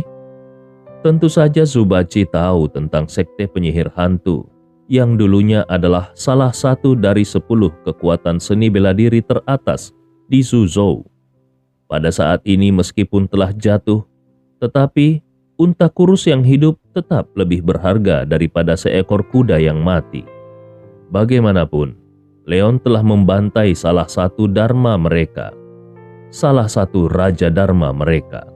Kalau saat ini Leon berlari ke sarang mereka untuk mencari ramuannya, itu akan sangat berbahaya. Leon mengangguk. "Ya, aku akan pergi sendiri." Subaci dengan tegas menggelengkan kepalanya. "Itu bukan tindakan yang bijaksana. Sekte penyihir hantu jauh lebih sulit dari yang kau bayangkan. Tidak akan mungkin bagimu untuk mendapatkan akar kayu sopora yang berusia 10.000 tahun itu sendirian." Leon berkata dengan suara yang dalam, "Tapi, aku harus mendapatkan akar kayu sopora itu. Itu adalah satu-satunya harapan untuk menyelamatkan kakak Yurin." Leon tentu tahu kalau sekte penyihir hantu tidak mudah untuk dihadapi. Setidaknya mereka pernah menjadi salah satu dari legenda 10 kekuatan seni bela diri teratas dan berada di peringkat di atas 4 keluarga besar saat itu. Bahkan meskipun mereka telah jatuh, kekuatan tersembunyi mereka tidak jauh berbeda dari 4 keluarga besar. Tetapi Yurin adalah orang terdekatnya di dunia ini. Dia tidak bisa hanya berdiam diri dan melihat Yurin mati. Alis Subaci berkerut. Tentu saja dia tahu betul tentang posisi Yurin di hati Leon. Tetapi membiarkan Leon pergi ke sekte penyihir hantu sendirian itu terlalu berbahaya. Akibatnya tepat pada saat ini, sebuah suara dingin terdengar. "Aku akan menemaninya." Bulu kuduk Leon dan Subaci berdiri pada saat yang sama. Ketika mereka berdua melihat ke arah suara itu, satu demi satu wajah mereka berubah menjadi penuh dengan kengerian. Bab 653. Saat ini, jauh di dalam pegunungan Nanyun di lembah Raja Pengobatan. Di dalam ruang kerja Sun Yuntian, kepala keluarga Sun Yuntian mengenakan satu set pakaian hitam dan duduk tersenyum di depan mejanya. Dia membolak-balik buku kuno yang sudah menguning. Sebenarnya Sun Yuntian sama sekali tidak peduli apa yang ada di dalam buku itu. Begitu dia memikirkan berita yang dia terima kemarin, yaitu bahwa anak nakal bernama Leon akan datang lagi ke lembah Raja Pengobatan, hatinya dipenuhi dengan kegembiraan. Masih ada lebih dari 10 hari lagi sebelum tenggat waktu 1 bulan yang ditetapkan oleh Leon, dan dia sama sekali belum menemukan rumput bintang 9 atau akar kayu sopora yang diminta Leon. Tetapi dia tidak peduli. Leon memang sangat kuat. Tetapi memangnya kenapa? Saat ini, ada seorang master sejati yang tinggal di halaman belakang keluarga Sun. Yang paling membuatnya bersemangat adalah karena master ini tampaknya tertarik pada putrinya, Sun Jiaqi. Ini adalah peristiwa yang sangat menggembirakan bagi seluruh lembah Raja Pengobatan. Master itu sedikit lebih tua, bahkan beberapa tahun lebih tua dari dirinya sendiri.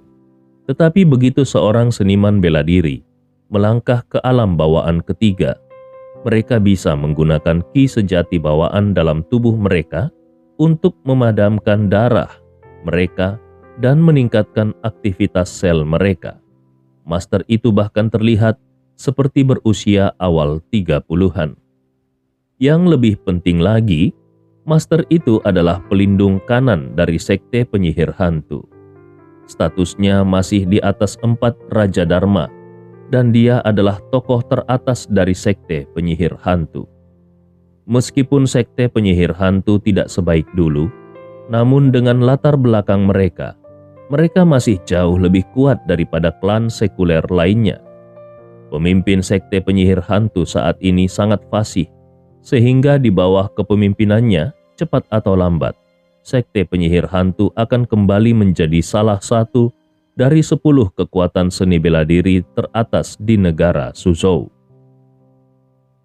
Kalau lembah raja pengobatan bisa mendapatkan dukungan sebesar itu, maka di masa depan, baik di provinsi Nanyun ataupun di seluruh negara Suzhou, mereka tidak perlu lagi berhati-hati seperti sekarang.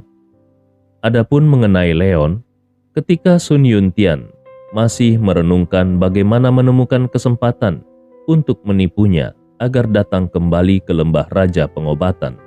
Tetapi sebagai hasilnya, Leon sudah datang sendiri ke sini.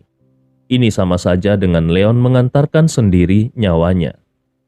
Sun Yuntian, ketika dia memikirkan adegan di mana dia dipermalukan oleh Leon terakhir kali, masih sulit baginya untuk melupakannya.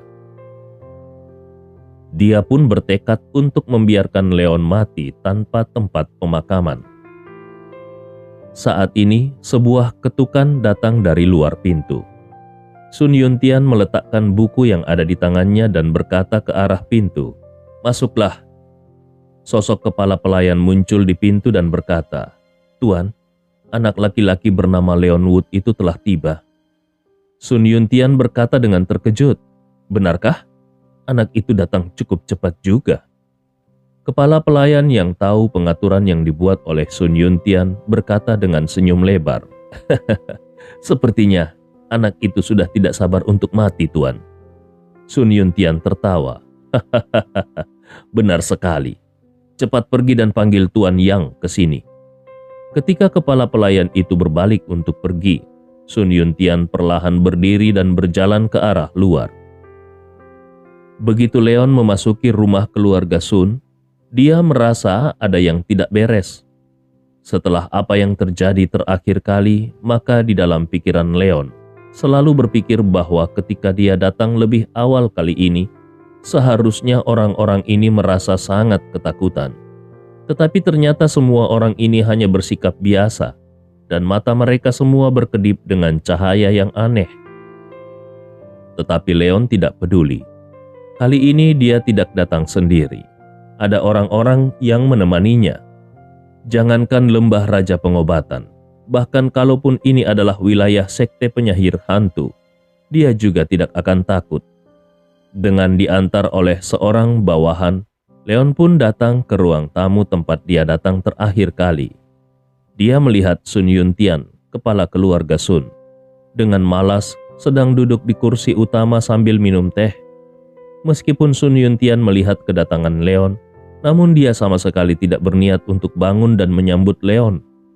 Leon masih bertanya-tanya di dalam hatinya, bagaimana orang ini bisa menjadi begitu sombong.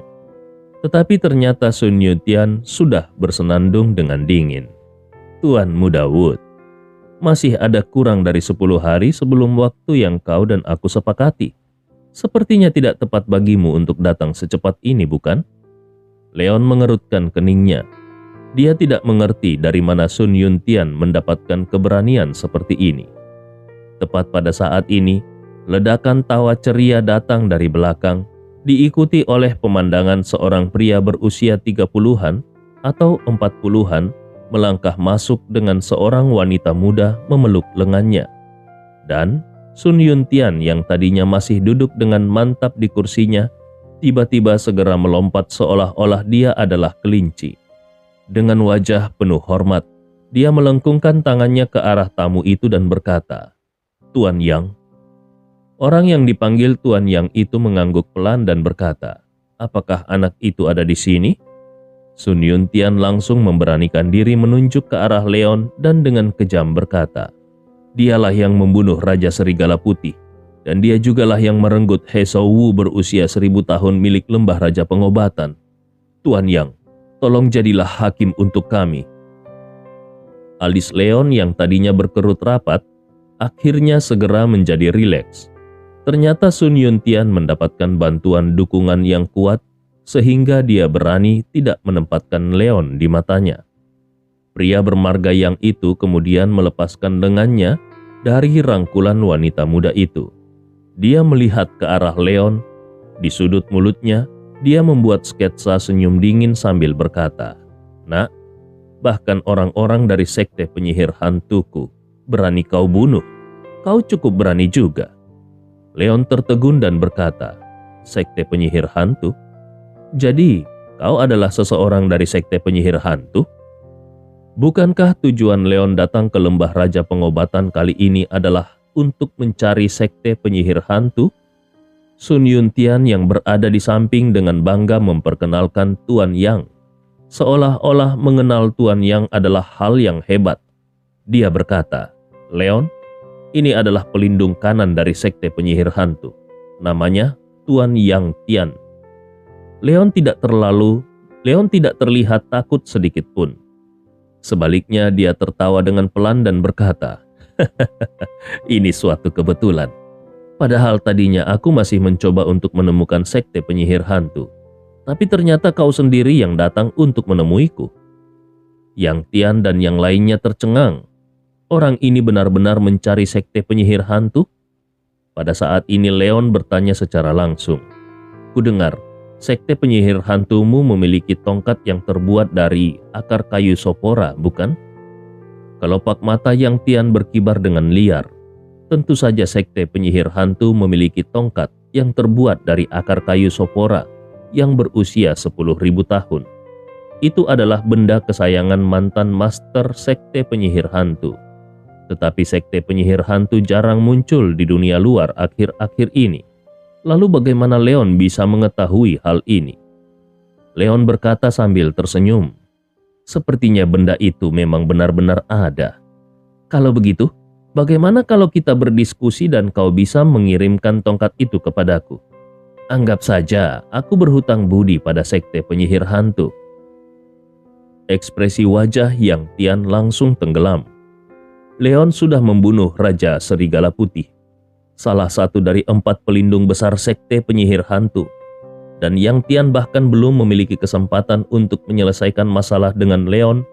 Tetapi saat ini Leon memiliki keberanian untuk memintanya memberikan tongkat kerajaan.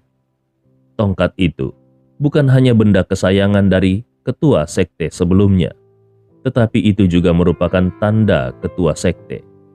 Hanya ketua sekte yang memiliki kualifikasi untuk menggunakan tongkat itu. Jadi bagaimana mungkin Yang Tian bisa memberikan tongkat itu kepada Leon? Saat ini Yang Tian dengan dingin berkata, "Nak, sepertinya kau benar-benar tidak menaruh sekte penyihir hantu kami di matamu." Mendengar hal itu, Leon menjawab sambil masih tetap tersenyum. "Sekelompok orang yang hanya berani bersembunyi di pegunungan yang dalam. Apa menurutmu, aku harus menanggapinya dengan serius?" Ekspresi wajah Yang Tian menjadi gelap dalam sekejap.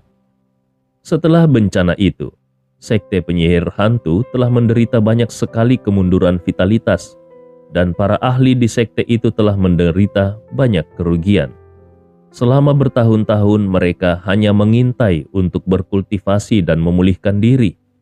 Namun ternyata bagi Leon, mereka sebenarnya adalah sekelompok pengecut yang bersembunyi. Meskipun sekte penyihir hantu hanya menempati posisi ke-8 dalam kekuatan seni bela diri, tetapi tidak sepatutnya Leon menghina sekte penyihir hantu. Apakah Leon benar-benar berpikir bahwa sekte penyihir hantu adalah buah busuk yang bisa diganggu oleh siapapun? Yang Tian mendengus marah. "Nak, kau hanya mencari kematianmu sendiri. Jangan salahkan aku karena bersikap tidak sopan." Kemudian, tubuh Yang Tian terangkat dengan satu tangan dan aura yang menakutkan pun meledak. Segera setelah itu dia melihat cakar hantu berwarna hitam pekat muncul di atas kepala Leon.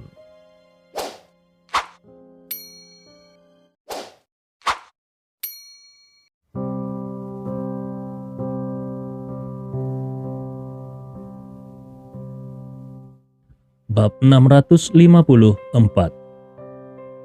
Melihat kemarahan Yang Tian, hati Sun Yuntian merasa sangat gembira. Sebelumnya dia sempat khawatir Yang Tian akan mempertahankan identitasnya sendiri dan tidak akan mau bergerak melawan seorang junior. Tetapi karena Leon bersikap sangat sombong, sehingga berani mengejek sekte penyihir hantu dengan cara seperti tadi, maka seperti yang dikatakan Yang Tian, sikap Leon itu hanya mencari kematian.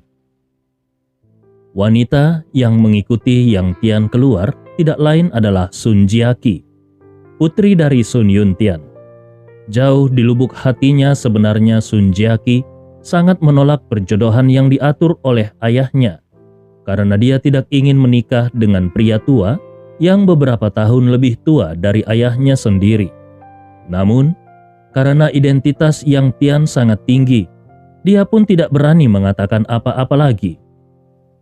Ketika saat ini dia melihat gerakan pria besar ini yang memadatkan cakar hantu dari udara tipis dan mengarahkannya kepada Leon, pupil mata Sun Jiaqi juga berkontraksi untuk sementara waktu.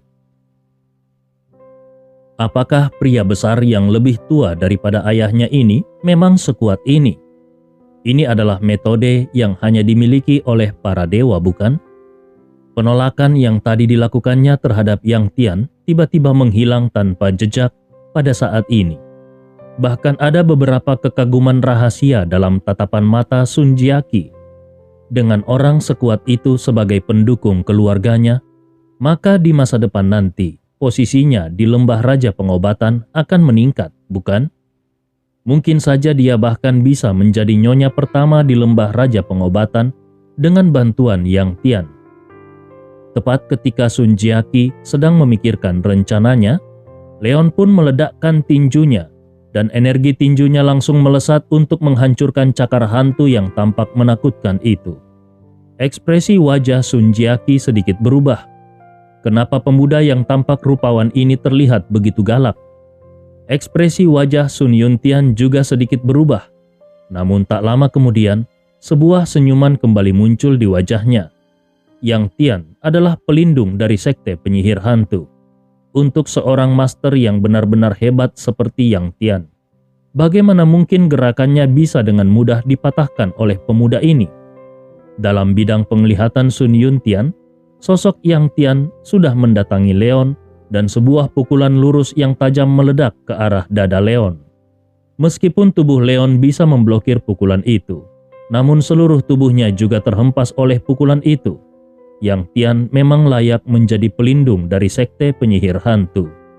Kultivasinya sangat mencengangkan, dan pada saat ini dia tidak ingin membiarkan Leon pergi dari sini dalam keadaan hidup. Melihat hal ini, Sun Yuntian merasa sangat gembira. Dia menarik putrinya untuk mengikutinya dan bergegas keluar. Kemudian dia melihat tubuh Yang Tian hampir mendekat kepada Leon. Kedua tinju Yang Tian terus-menerus mengarah kepada Leon. Pada saat ini, Leon yang sebelumnya telah meledakkan dua master besar dengan satu pukulan, terlihat seperti perahu datar di bawah angin topan dan ombak besar yang kapan saja bisa menghancurkannya hingga berkeping-keping. Sun Yuntian tersenyum. Rasa malu yang dia terima pada hari itu akhirnya bisa terbalaskan pada hari ini. Sun Yuntian tersenyum dan bertanya kepada putrinya, "Jiaqi, bagaimana menurutmu sosok Tuan Yang ini?" Melihat sosok Yang Tian yang terus berkedip-kedip di arena dan melihat tanah yang hancur di bawah kaki pria itu, Sun Jiaqi menjawab dengan mata yang berbinar, "Dia sangat kuat." Sun Yuntian kemudian melanjutkan bertanya dengan ragu-ragu, "Lalu, bagaimana dengan perjodohan yang ayah rencanakan antara dirimu dan Tuan Yang? Apakah kau setuju?" Sun Jiaqi membeku. Bukankah ayahnya ini sudah membuat keputusan untuk memberikan dirinya kepada Tuan Yang? Jadi untuk apa ayahnya masih berbasa-basi meminta pendapatnya? Bukankah ini terlalu munafik? Namun, Sun Jiaqi juga seorang wanita dengan hati yang licik. Jadi dia segera menunjukkan senyum di wajahnya dan berkata, "Tentu saja aku tidak keberatan. Aku justru ingin berterima kasih kepada ayah karena telah menemukan suami seperti itu untukku. Tuan Yang ini jauh lebih baik daripada si sampah itu." Sun Yuntian tersenyum. Yang dimaksud Sun Jiaqi dengan si sampah itu tentu saja Wang Jiannian yang sebelumnya berusaha mengambil alih industri keluarga Sun. Wang Jiannian adalah seorang pria yang bahkan belum mencapai alam bawaan. Jadi sudah jelas kalau dia tidak lebih baik dari Yang Tian yang berada di puncak alam bawaan ketiga. Jawaban Sun Jiaqi juga memuaskan Sun Yuntian. Pada saat ini, tiba-tiba suara teredam lainnya terdengar dari lapangan dan di bawah badai serangan Yang Tian yang mengamuk, akhirnya Leon menemukan kesempatan untuk menyerang Yang Tian. Tubuh keduanya dengan cepat terpental dan terpisah. Yang Tian mundur 3 langkah sebelum kemudian menstabilkan kuda-kudanya. Sementara sosok Leon mundur 7 hingga 8 langkah. Sun Yuntian tersenyum lebih puas lagi. Tampaknya anak ini memang benar-benar bukan tandingan Yang Tian. Namun, tak satu pun dari antara Sun Yuntian dan Sun Jiaqi yang menyadari bahwa ekspresi wajah Yang Tian berubah menjadi sangat jelek. Sekte penyihir hantu berbeda dari kekuatan seni bela diri lainnya. Tingkat kultivasi mereka umumnya tidak tinggi. Bahkan, selama masa kejayaan sekte penyihir hantu, kekuatan tempur kelas atas di dalam sekte itu tidak sebagus kekuatan bela diri lainnya. Namun, karena teknik khusus mereka, kekuatan tubuh fisik mereka selalu menjadi sesuatu yang mereka banggakan, dan kekuatan tubuh fisik mereka telah menciptakan eksistensi yang hampir tak terkalahkan dalam hal kekuatan tempur di alam yang sama.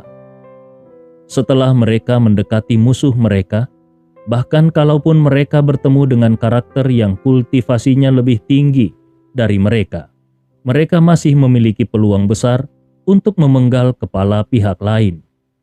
Ketika sebelumnya Sun Yuntian memberitahu dirinya sendiri bahwa Leon telah membunuh Raja Serigala Putih dan Yun Xiao Zhenren, Yang Tian menduga bahwa kultivasi Leon seharusnya berada di alam bawaan ketiga. Kultivasi Yang Tian sendiri sejak lama telah mencapai puncak alam bawaan ketiga. Kalau ditambah dengan kekuatan fisiknya yang kuat, maka hampir tidak ada kesulitan baginya untuk berurusan dengan master alam bawaan ketiga. Bahkan kalaupun Leon sudah mencapai alam bawaan keempat, Yang Tian akan tetap memiliki kepercayaan diri untuk bertarung. Tapi barusan, ketika Yang Tian telah bersinggungan dengan Leon, dia pun menyadari bahwa kultivasi pemuda di depannya ini mungkin rata-rata, tetapi kekuatan fisik Leon bahkan lebih kuat dari dirinya sendiri. Bagaimana ini bisa terjadi? Tubuh fisik Yang Tian sendiri telah dipoles selama bertahun-tahun, dan dalam satu pukulannya ada kekuatan sebesar 1000 kilogram. Bahkan kalaupun dia tidak menggunakan ki sejatinya, dia masih bisa memecahkan batu dengan kekuatan murni fisiknya. Sekarang, setelah Leon mendapatkan pukulan terus-menerus darinya, Leon terlihat tidak apa-apa. Ini terlalu luar biasa. Leon adalah musuh yang tangguh, sekaligus musuh terberat yang pernah dia temui dalam beberapa tahun terakhir. Namun, di depan Sun Yuntian dan Sun Jiaqi, tentu saja Yang Tian secara alami tidak akan mau mengambil langkah mundur. Dengan semburan ki sejati di tubuhnya, dia berencana untuk menggunakan kekuatan penuhnya untuk meledakkan Leon dengan satu pukulan. Tetapi kemudian dia mendengar suara Leon berseru, "Kau bukan lawanku. Lebih baik kau bawa aku ke sekte penyihir hantu." Yang Tian hampir memuntahkan seteguk darah tua. Bahkan kalaupun fisik Leon ini kuat, dan Leon bisa memblokir serangan yang berulang kali dilancarkannya, tetapi sejak tadi dialah yang selalu menekan Leon. Memangnya siapa Leon sampai berani mengatakan kalau dia bukan lawannya? Sun Yuntian bahkan mendengus dingin. Bocah ingusan. Sudah jelas kalau kau hanya mempunyai kekuatan untuk bertarung, tapi kau masih berani mengucapkan kata-kata licik seperti itu. Kau benar-benar terlalu sombong. Sun Jiaqi juga menatap Leon dengan tatapan penuh ejekan dan menambahkan dengan santai, "Itu benar, Tuan Yang, untuk pria sombong seperti ini, kau tidak perlu menahan tanganmu. Biarkan dia melihat kekuatanmu yang sebenarnya." Menurut Sun Jiaqi, Leon ini hanya seorang pemuda dengan beberapa keterampilan. namun sudah berani bersikap angkuh dengan tidak menempatkan para master yang hebat di matanya. Kata-kata Sun Yuntian dan Sun Jiaqi juga membuat kemarahan Yang Tian tersulut. Sebagai pelindung dari sekte penyihir hantu, mau ditaruh di mana wajahnya kalau sampai dia benar-benar tidak bisa menang melawan pemuda seperti Leon? Yang Tian yang marah berteriak dengan dingin, "Jangan khawatir, sebentar lagi dia tidak akan bisa mengucapkan kata-kata pongah seperti itu." Kemudian ki sejati di tubuh Yang Tian benar-benar meledak dan dia langsung menamparkan telapak tangannya ke arah Leon. Karena tidak ada cara untuk membunuh Leon dalam pertarungan fisik jarak dekat, maka dia akan menggunakan kultivasinya yang sangat kuat untuk menghancurkan Leon. Ki sejati yang agung mengembunkan jejak tangan yang besar di udara, lalu dengan kejam menampar ke arah Leon. Namun, saat telapak tangan besar itu akan jatuh, sudut mulut Leon mengungkapkan segumpal seringai dan dia terkekeh. Kemudian Yang Tian melihat lengan kanan Leon terangkat, lalu kedua jari Leon menjadi pedang, dan kemudian Leon menebas dengan pedang. Bab 655. Dengan suara mendesing, jurus telapak tangan Yang Tian yang penuh percaya diri tanpa ampun langsung dihancurkan oleh Leon. Dalam bidang penglihatan Yang Tian, pedang ki yang terkondensasi di tangan Leon tidak terlalu kuat, tetapi pedang ki itu bisa dengan mudahnya memotong jurus telapak tangannya yang telah dia ledakkan dengan sekuat tenaganya. Di dalam hatinya Yang Tian bergumam, "Anak ini, kultivasi ki sejati di tubuhnya tidak jauh lebih tinggi dari milikku. Tetapi bagaimana mungkin ki sejatinya bisa begitu kental? Ki pedangnya seperti pedang yang sangat panjang. Mungkinkah anak ini sudah memahami niat pedang?" Tiba-tiba pupil mata Yang Tian berkontraksi sejenak karena dia melihat aura pedang yang terkondensasi tidak menghilang. Sebaliknya cahayanya menjadi lebih kuat dan lengan Leon menunjukkan secara vertikal ke arah dirinya. Ki pedang yang seperti substansi menembus udara dan langsung menghilang ke bahu Yang Tian. Kemudian sebuah panah darah melesat keluar.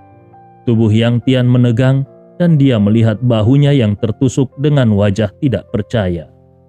Ki pedang menyatu dan mengubah kekosongan menjadi kenyataan. Yang Tian tertegun. Anak ini, mungkinkah dia benar-benar telah melangkah melewati ambang batas alam bawaan keempat? Tapi bagaimana ini mungkin? Di seluruh sekte penyihir hantu, hanya master sekte dan pelindung kiri yang telah melewati ambang batas itu. Bagaimana mungkin anak ini memiliki tingkat kultivasi seperti itu, padahal dia masih sangat muda?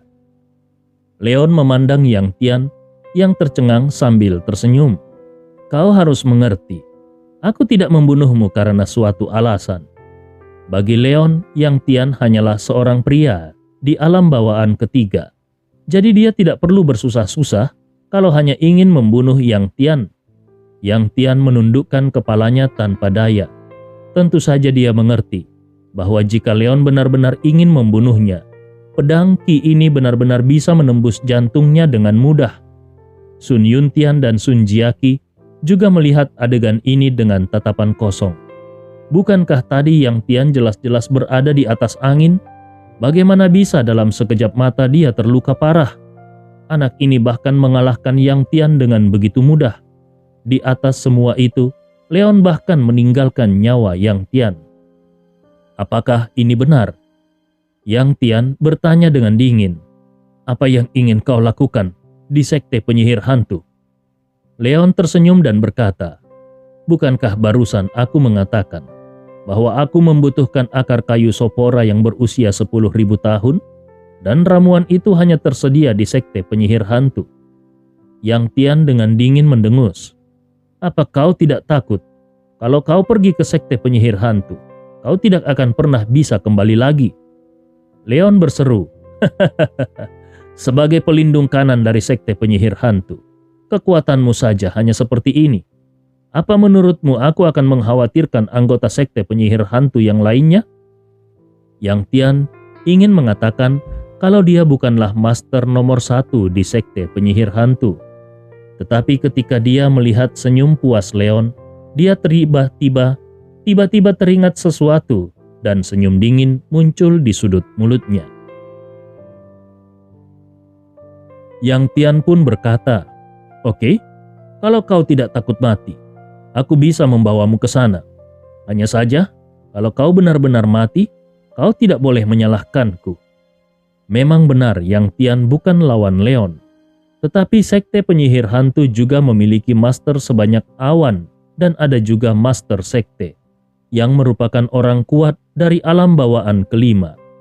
Yang Tian tidak percaya kalau Leon yang hanya seorang diri akan bisa bertarung melawan seluruh sekte penyihir hantu. Leon tersenyum tidak peduli dan berkata, "Tidak usah banyak bicara, kau hanya perlu memimpinku ke sana."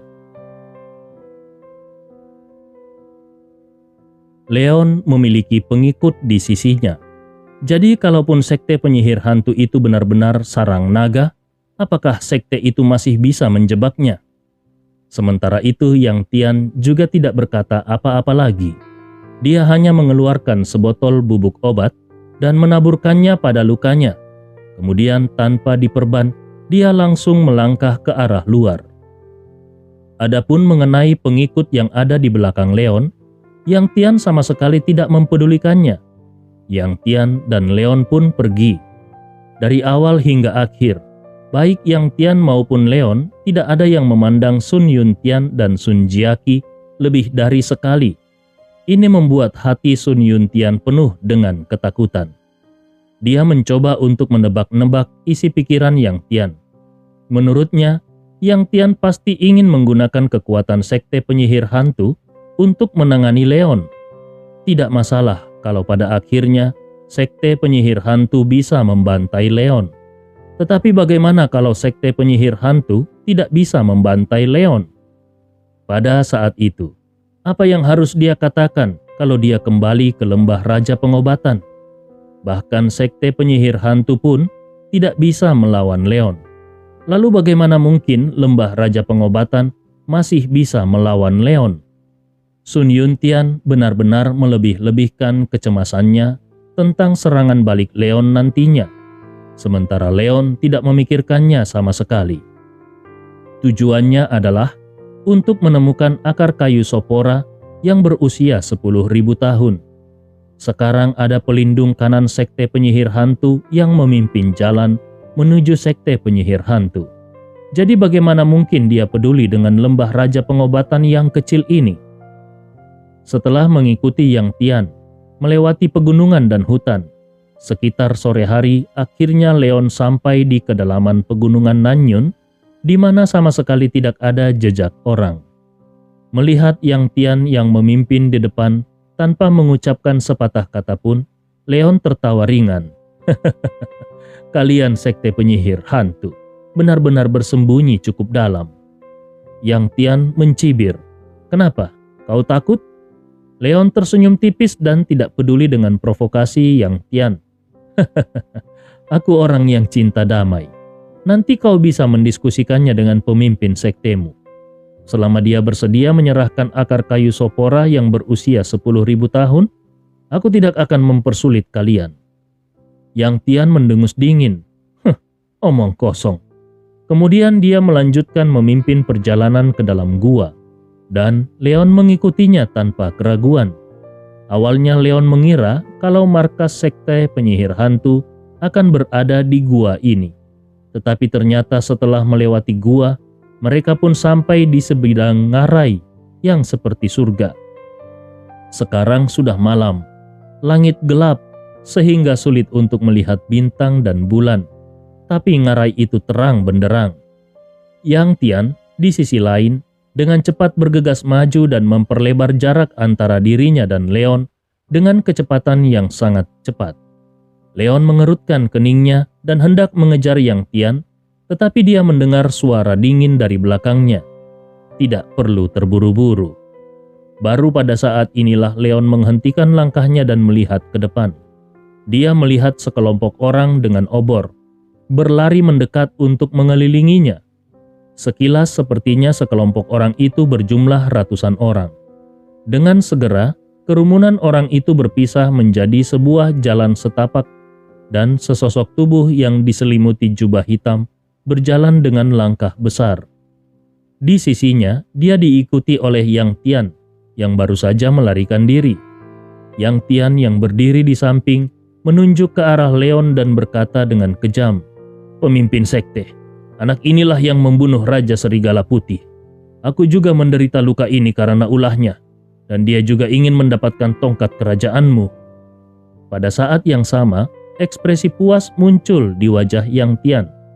Diam-diam dia sudah memberitahu pemimpin sekte sebelum memasuki gua bahwa meskipun Leon telah mencapai alam bawaan keempat, tetapi Leon pasti akan mati hari ini. Namun, yang tidak diduga oleh Yang Tian adalah bahwa pemimpin sekte mengabaikannya begitu saja dan malah berbicara ke arah langit malam yang gelap yang ada di belakang Leon. "Teman, karena kau juga ada di sini, kenapa kau tidak keluar untuk menyapaku?" Wajah Yang Tian sedikit berubah. Mungkinkah ada orang lain di belakang Leon? Kenapa dia tidak menyadarinya sama sekali? Tiba-tiba terdengar suara langkah kaki dan dalam tatapan kaget Yang Tian, seorang pria yang juga berselimut jubah hitam berjalan keluar dan berdiri di depan Leon. Ketika pria itu melepas topi di kepalanya, wajah semua orang yang hadir termasuk Yang Tian berubah pada saat yang sama. Bahkan, ada seseorang yang langsung berseru, "Pemimpin sekte?" Pemimpin sekte. Kelopak mata Leon juga melonjak dengan liar dan dengan wajah tidak percaya dia menoleh untuk melihat Shadow yang secara sukarela ikut menemaninya.